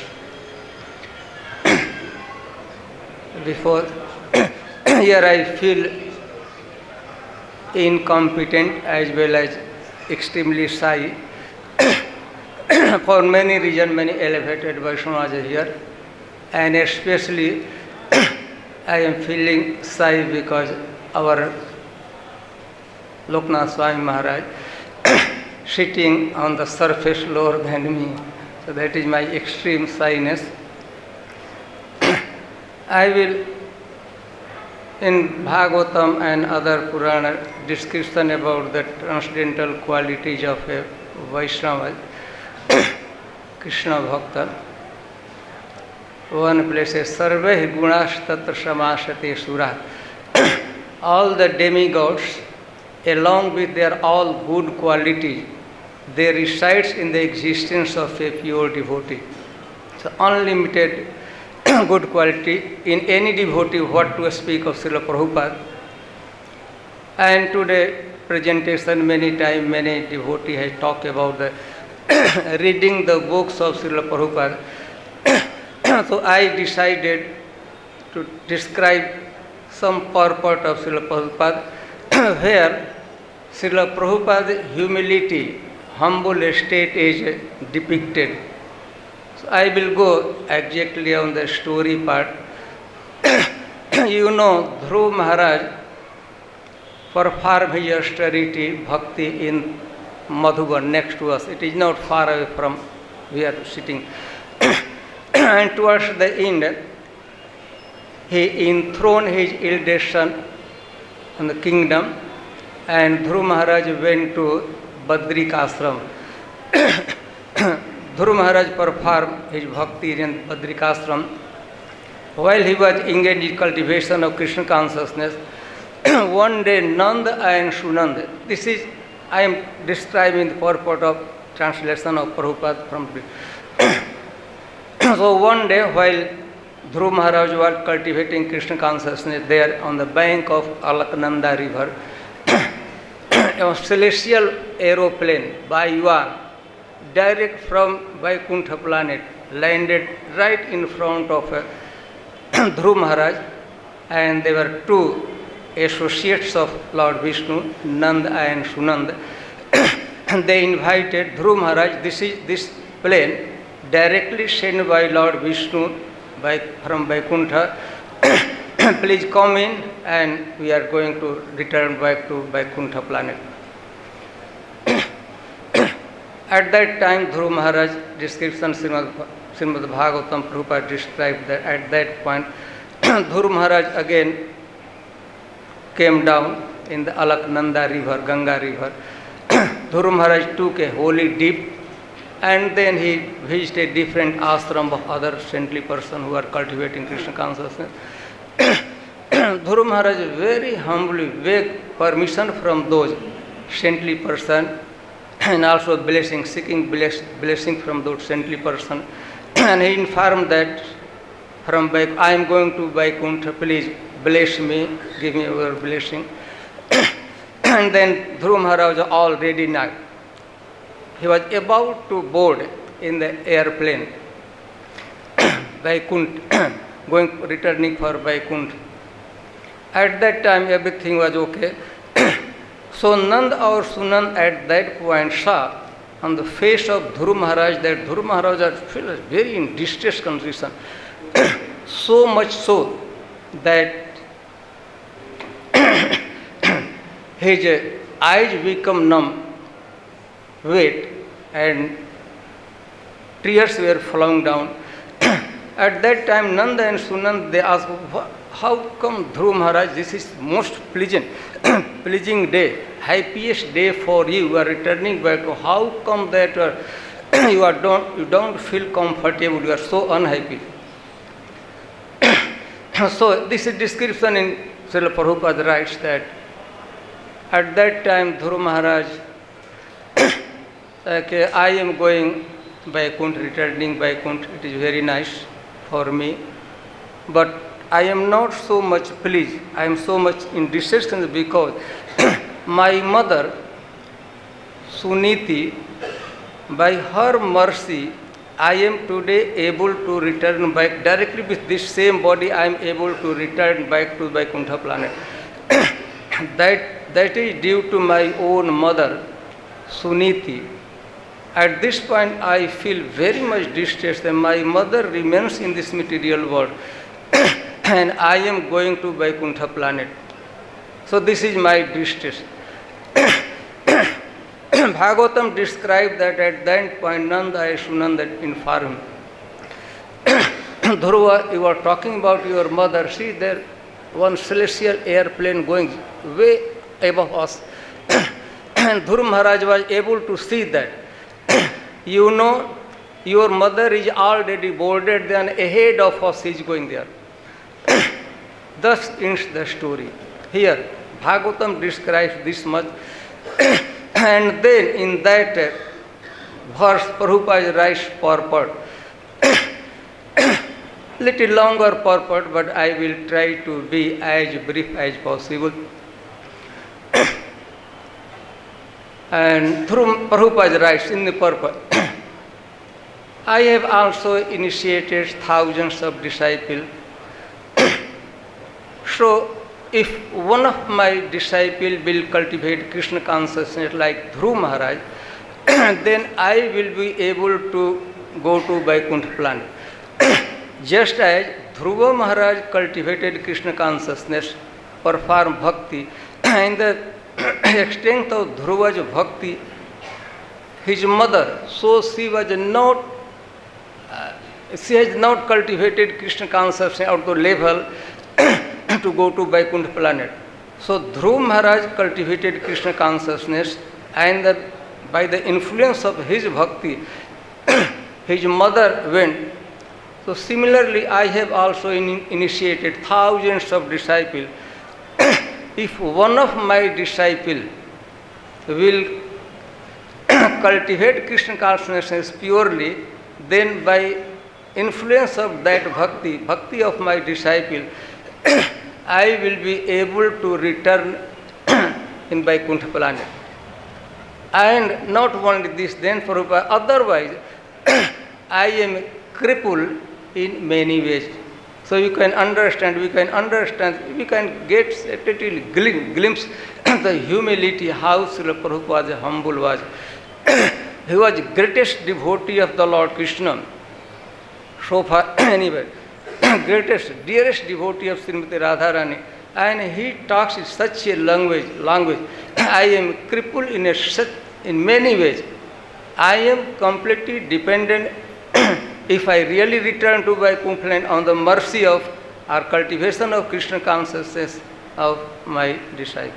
So one quality, Prabhupada, humility, humble. How Srila Prabhupada is humble. Srila Prabhupada ki. So on Sunday I spoke a little bit about some memories I had with Srila Prabhupada. For lack of time, I will just speak of my greatest treasure. When Srila Prabhupada was in New Vrindavan, he was coming out of the temple room with his servant. I don't know if it was Shruta Kirti or Hari Sari. He was coming out of the temple room, and there was, for some strange reason, there was no one else there. Only Prabhupada and his servant. And I was outside of the hallway, so I took the opportunity and I dove down and grabbed Prabhupada's ankles. The servant didn't say anything. Prabhupada didn't say anything. Prabhupada just looked down at me and waited very patiently till I was finished with my business. It seemed like a long, long time, but it was probably only 20 seconds.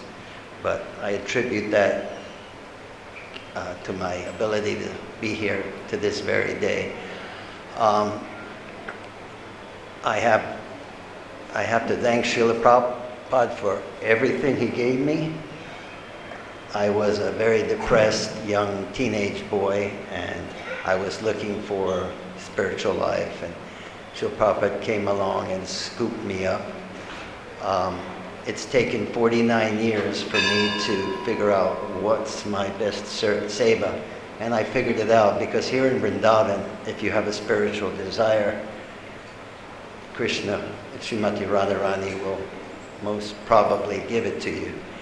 And I figured that not only reading Prabhupada's books, which I do every day, but now I get donations, I buy Prabhupada's books, and I see that they get distributed. And this is my new seva, and hopefully I'll die doing that same seva, because reading the books and distributing the books is the most important thing, at least to me. Just reading them and distributing them. I don't think there's anything higher. My respects to all the devotees running the temple, the pujaris, the cooks. They're doing wonderful seva, obviously, but to me, reading the books and distributing the books is everything. So that's all I wanted to say. Keep it brief. Hare Krishna. Namo Vishnupadaya Krishna Preshthaya Bhutale Srimade Bhaktivedanta Swaminiti Namine Namaste Saraswate Deve Gauravani Pracharine Nirvishesha Shunyavadi Paschat Deshe Tarine Jai Shri Krishna Chaitanya Prabhu Nityananda Jai Advaita Gadadhar Shivasadi Gaur Bhakta Vrinda Hare Krishna Krishna Krishna Hare Hare Hare Ram Ram Ram Hare Hare. So although I met Srila Prabhupada first time in Ardha Kumbh Mela of Allahabad in February 71, but I did not have good fortune to have his Vapu association, hardly I think 3-4 times. Although he wrote me about 28 letters in which he gave different types of instructions, chastisement, love, and like that. So actually I want to begin that by Krishna's mercy, I am the third generation of Gaudiya Vaishnavas in my family. We are still worshipping about 80 years old Gaur Nitai and Radha Krishna. So first of all, whatever you form the sanskar in the childhood, it remains. My father's Guru Maharaj told him about Lord Chaitanya, so he read in 1927 in his class 5th about Lord Chaitanya. So he said, yes, I remember how he was dancing. So similarly, when I met Srila Prabhupada, I even did not have any chance to talk to him. He was giving lecture in Chaitanya Charitamrita in Hindi. And as soon as I heard him, without any, conversation with him, I said, here is my Guru Maharaj. Because my father was worried, his Guru Maharaj left his body in 1945, like that, how to initiate me in a proper parampara system. Then again in Allahabad, we went to see him. It's by Krishna's arrangement, there was no devotee watching his camp.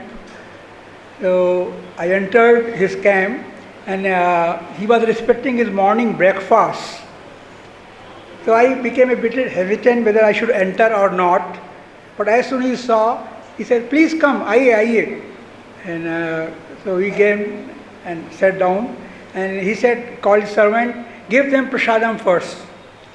So his servant, Nanda Kumar Prabhu was there. So he gave me a laddu of this size, 2 laddus. And then I was sitting for about 15-20 minutes.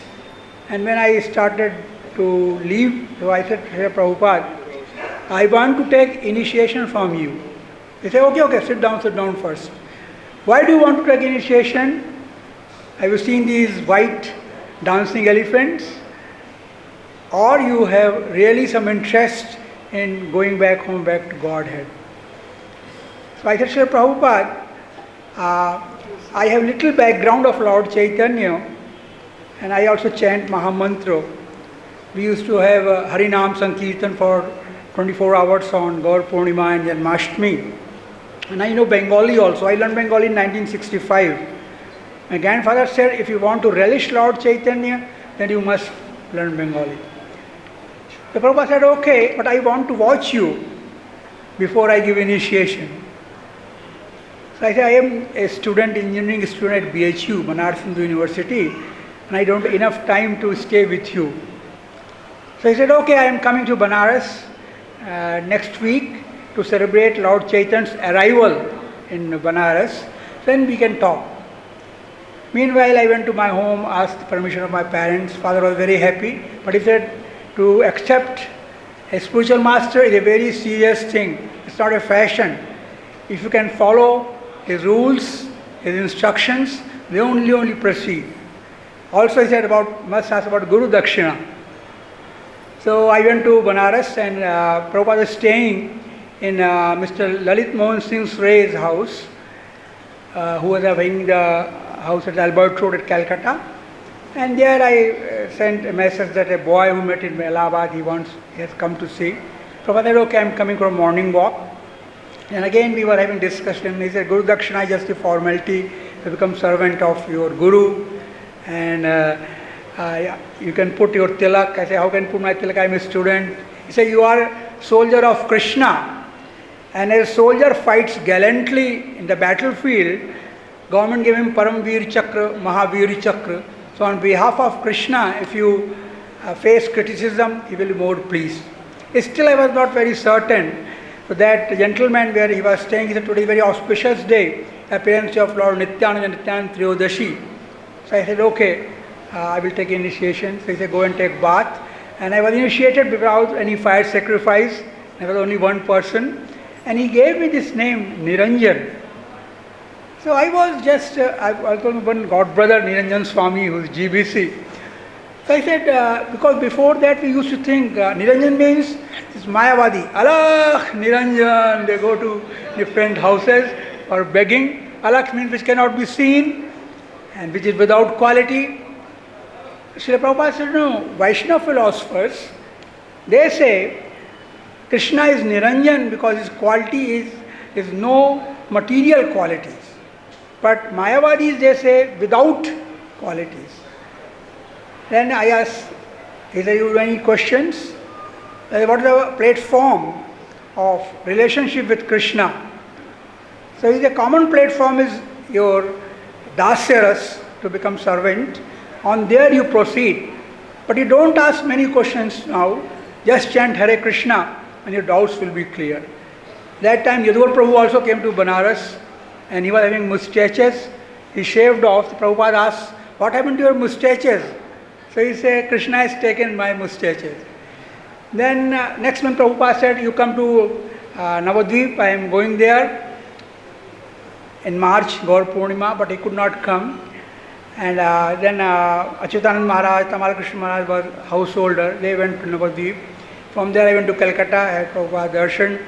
And Prabhupada will always show me, see this is a college boy, some few Bengali youths came and he is wearing tilak and chanting, and you Bengali youths, you are leaving your own culture. So unfortunately, when Srila Prabhupada was here, again one more incident about the second initiation, he said he will get second initiation in 6 months, and he called me 3 to 4 times. But I was unfortunate, he called me to Vrindavan, to Radha Damodar Mandir, then Jaipur, then even Bombay. Then he said, okay, in 72 Gaur Purnima, I am coming to Navadvip, then I will give you second initiation. So Bhavanand Prabhu was the temple president. He said, you cannot get initiation. But I said, Prabhupada has called me, I came from Banaras. He said, who can stop you? If Prabhupada has called me. Then again, due to my foolishness, when I got my Gayatri month, Prabhupada said, read this. I began to read because we knew, but he said, no, just follow me. What I say, repeat after me. And then I asked about one question about the identity of Lord Chaitanya, Lord Krishna, and asked so many foolish questions. So Prabhupada became very heavy and said, why you want to ask? You had no faith in my words? I am very sorry.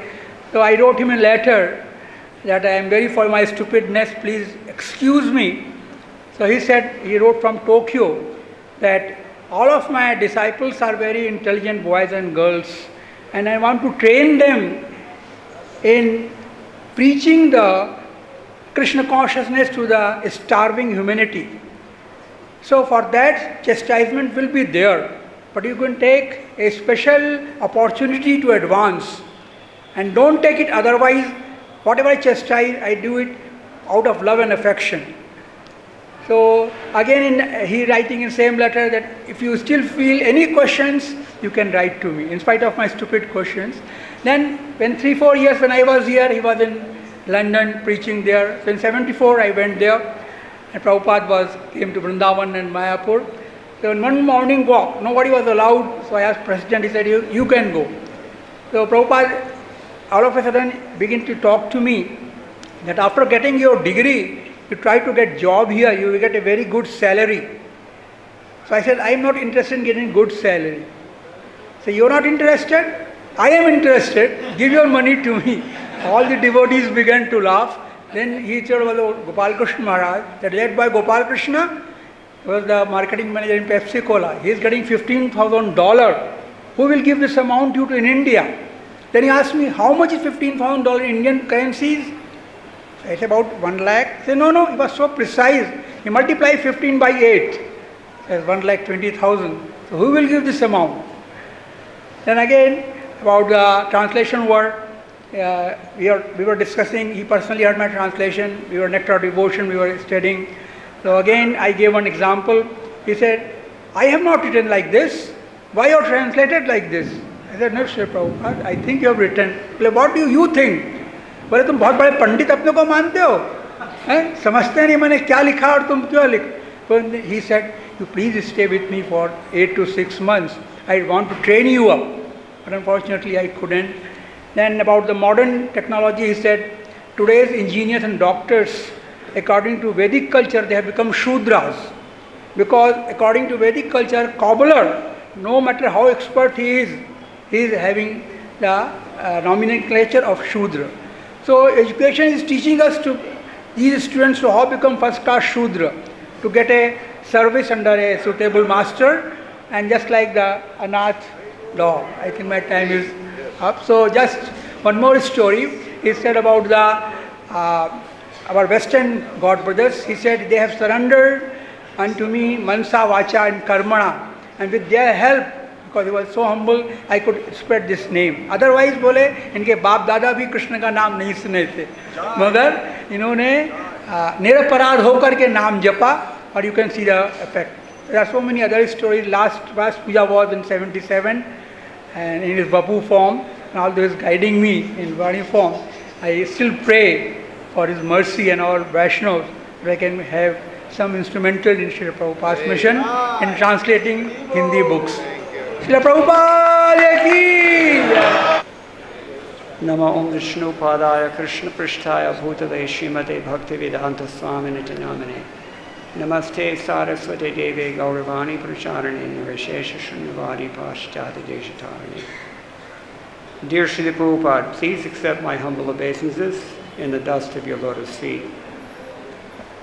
Like the pristine water from rain clouds, your causeless mercy nourishes us all. Sometimes you would echo Srila Vishwanath Chakravarti Thakur's Gurvashtakam, using the words of William Shakespeare. The quality of mercy is not strained, it droppeth as the gentle rain from heaven. In so many emerald and diamond nuances, the rainy season in Vrindavan reveals the innate beauty of the Lord's eternal pastime places. We are so fortunate to be here in your service. As Srila Rupa Goswami prayed in his Stavamala, in public places I glorify your mercy, which is granted even to the lowest of creatures, and which enables me, although I am low-born, to live in this forest of Vraja, the place where your great devotees, filled with pure love, aspire to take birth even as a blade of grass. Srimad Bhagavatam describes the result of the rain of mercy. Quote, as all creatures of the land and water took advantage of the newly fallen rainwater, their forms became attractive and pleasing, just as a devotee becomes beautiful by engaging in the service of the Supreme Lord. Srila Prabhupada, here and elsewhere, thousands of persons daily receive the greatest fortune of hearing from your transcendental books, which veritably shower only divine grace into their parched hearts. When rejuvenated by the pure devotional service these books teach, their hearts too become suitable places for the Lord to perform his pastimes. That's Srimad Bhagavatam, 10th Canto, Chapter 20, Text 25. When the Vrindavan forest had thus become resplendent, filled with ripe dates and jambu fruits, Lord Krishna, surrounded by his cows and cowherd boyfriends, and accompanied by Sri Balaram, entered that forest to enjoy. Srila Prabhupada every day, but especially today, let everyone appreciate how this can only be through your causeless mercy. We're all the fortunate recipients of the gentle rain of your kindness, the direct result of your decision to follow the orders of your spiritual master. We cannot imagine what would happen to the world if we all take your orders so seriously as you have. But hoping against hope, we pray that you always bless us as we attempt to follow in your transcendental footsteps. Your humble servant, Mukunda Datta Das. Srila Prabhupada ki jai. Om Jnana Timirandasya Gyananjana Salakaya Chakshur Unmilitam Yena Tasmai Sri Gurave Namaha. I would like to echo the many devotees who gave so much importance on Srila Prabhupada's books, his writing the books, his main work under the instruction of his Guru Maharaj, Srila Bhaktivedanta Saraswati Thakur. Just like we cannot separate Radharani from Lord Krishna or Vrindavan from Lord Krishna, we cannot separate also his books from his divine grace. So it is our duty as followers of Srila Prabhupada to become attached to his books. And what does it mean by becoming attached? Study, read, practice the teachings, and also share to others. That is guaranteed also that we will be with Srila Prabhupada, taking shelter under his lotus feet till we go back home, back to Godhead, and after that. So, a few years ago, just prior to the pandemic, we had a meeting in Shida Mayapur, whereby the most senior devotees in the movement, like the GBCs, sannyasis, spiritual masters of our movement, we had a meeting so that in the future generation it will continue on, and as Srila Prabhupada says, for the next 10,000 years, our movement will continue. So somehow the conclusion is that we have to give utmost importance to carefully study Srila Prabhupada's gift, which is his transcendental books, whom he painstakingly translated and commented to save the whole world. Without carefully and systematically studying his books, it would be difficult for us to be sure that our movement will flourish and continue to grow for everyone's benefit for so many generations to come. You have mentioned that my only criticism to my disciples is that they are not reading enough my books. Prabhupada says, I wrote these books not just for selling, but for my disciples to read. The whole purpose of writing these books is to convince everyone to chant the holy name. Along with chanting the holy name, one should also read my books like the Bhagavad-Gita and Srimad Bhagavatam. So the knowledge that one derives from reading Srila Prabhupada's books is to convince us to surrender to the Supreme Lord and chant His holy names. Hare Krishna, Krishna Krishna, Hare Hare, Hare Rama, Rama Rama, Hare Hare. Srila Prabhupada, you are present in your books, and you have mentioned that as long as my books are being distributed, I will never die. Whenever we want to have your association, all we have to do is open your books and read them. Out of humility, you also mentioned that you did not write these books but actually Lord Krishna wrote them, and you are the medium by which they have been recorded. You also mentioned all these books are your spiritual ecstasies. So just one letter from His Divine Grace to one of His disciples regarding his humility.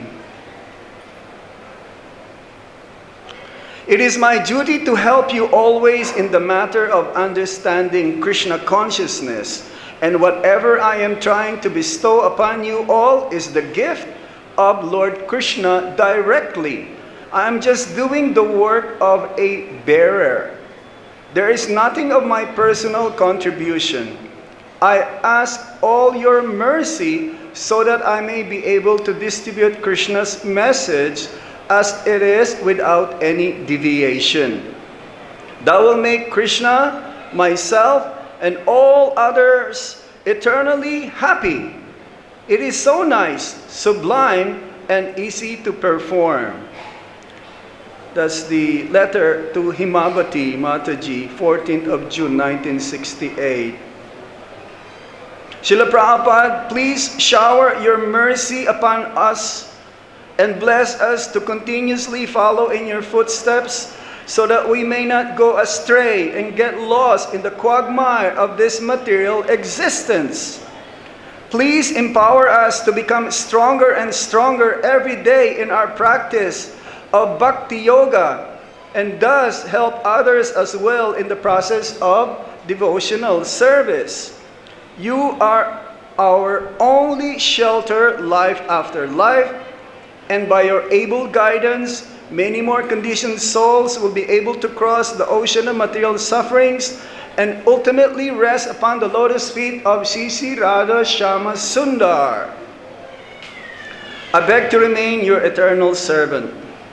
Srila Prabhupada K. Dear Srila Prabhupada, we offer our prostrated obeisances to you again and again at your lotus feet, here at your home, at Krishna Balaram Mandir in the dust of Braj.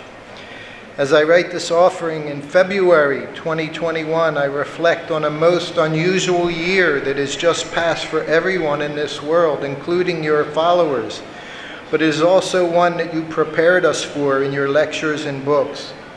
We couldn't have imagined that there would be a time at your mandir when even Janmashtami festival would be closed to everyone except the few who live in the temple compound. Yet it happened, and we were again closed on the next day on the anniversary of your divine appearance. It was a shock to so many of us who had become complacent, not understanding your message, which you gave so clearly. For some, it was a pleasant reminder of what Vrindavan was like when you opened the temple in 1975. The sound of car horns and rickshaws has been replaced with the sound of cooing peacocks and parrots. The few who live in the temple and attended the programs could feel your presence strongly, up close and personal. It was a reminder of simpler days, the times when you walked among us on what was then known as Chattakar Road, and gave each of us your personal loving guidance. The same dirt road would later become a 4-lane boulevard named after you. It was given your name because you literally put Vrindavan on the map for spiritual seekers around the world, and all who entered this sanctified land would understand that you were the means by which they had come here. Month after month, hundreds of your dedicated servants prayed for the day when they could again take darshan of your divine lordships in this most beautiful temple, the place where you personally supervised almost every detail as the construction went on. For many, it was as if their very life heirs had been taken away. And we were left crying and praying for the day when we could again have your darshan. Now as we write this offering, we see just how fortunate we are The separation we have experienced has only increased our desire to serve the true controllers, Krishna and Balaram, and their most transcendental ambassador. Normally, as we write this homage to you, it would be a quiet time in Vrindavan, but it's just the opposite. It's like Kartik in February. Your home is flooded by thousands every day. They have also been locked down and are now eager to come to Krishna Balaram Mandir and witness the life you brought to Vrindavan. They are eager to see you in your samadhi, to meet the person who brought the Vrindavan atmosphere to towns and villages all over the world. They may also visit other temples, but they recognize that here there is life. It is you who have filled us all with life. They become transfixed listening to the kirtan as they take darshan. They are awestruck by the beauty of the deities, and stopping in front of the kirtan party, most times they have to be asked to move so more can come inside the temple. We realize our immense fortune that by your divine grace we have been locked up in Vrindavan. More and more we can understand the priceless gift you freely gave us. By your mercy you gave us residence here. All you ask is that we pass this precious gift on to all who enter. One day back in the 70s in your sitting room, a disciple declared that we are all your puppets. You smiled and raising your hand in the air like a puppeteer said, yes, I want you to go like this, but you go like this. It was such a subtle movement, it was almost imperceptible that your two movements were distinctly opposite. It is only because of your unflinching faith in following your Guru Maharaj's instructions that you accomplished all that he wanted, despite the fact that we were just learning how to follow in your footsteps. During the month of Kartik in 1972, you explained some of the glories of Vrindavan to Hayagriva Prabhu and others as we sat in your room at the Radha Damodar Mandir. As soon as he arrived in your sitting room with a beaming smile, you asked him, so, how are you finding Vrindavan? Hayagriva replied, I never thought such a place could exist. Just passing the bazaar was an experience in Krishna consciousness. Still beaming effulgently, you replied, remember? On 26 Second Avenue, I was telling you and Kirtanananda and others about this Vrindavan atmosphere. How I was always longing for it there in New York. And later you declared, now I have hundreds of temples to go to, but I still like it here best of all. Your longing was our good fortune. We observed that wherever you went, you carried this Vrindavan atmosphere with you. You established Vrindavan satellite temples all over the world. You did it in every way possible. Even your rooms around the world were similar in their simplicity and carried the same atmosphere as your rooms in Vrindavan. It was natural for you.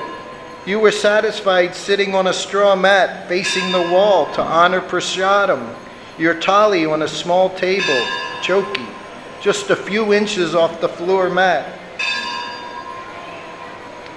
We pray daily that you pull our strings so we can serve you according to your desire. While the temple was closed, many projects have been thoughtfully carried out by the management to further enhance the beauty of what you left us so many years ago.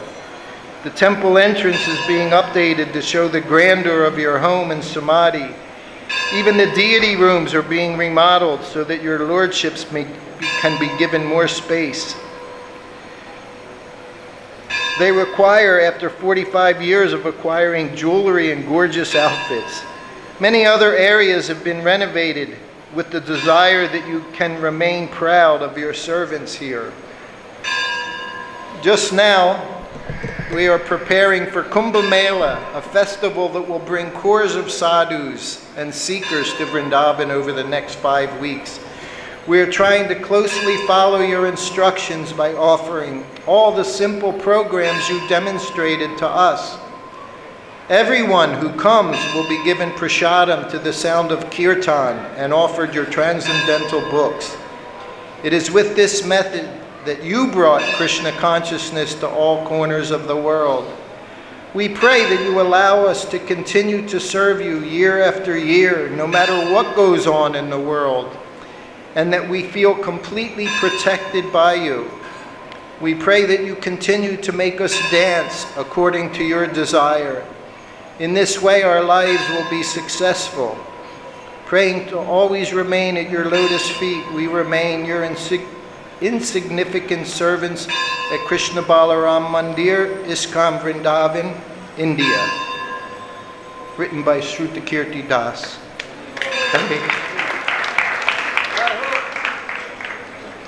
Hare Krishna.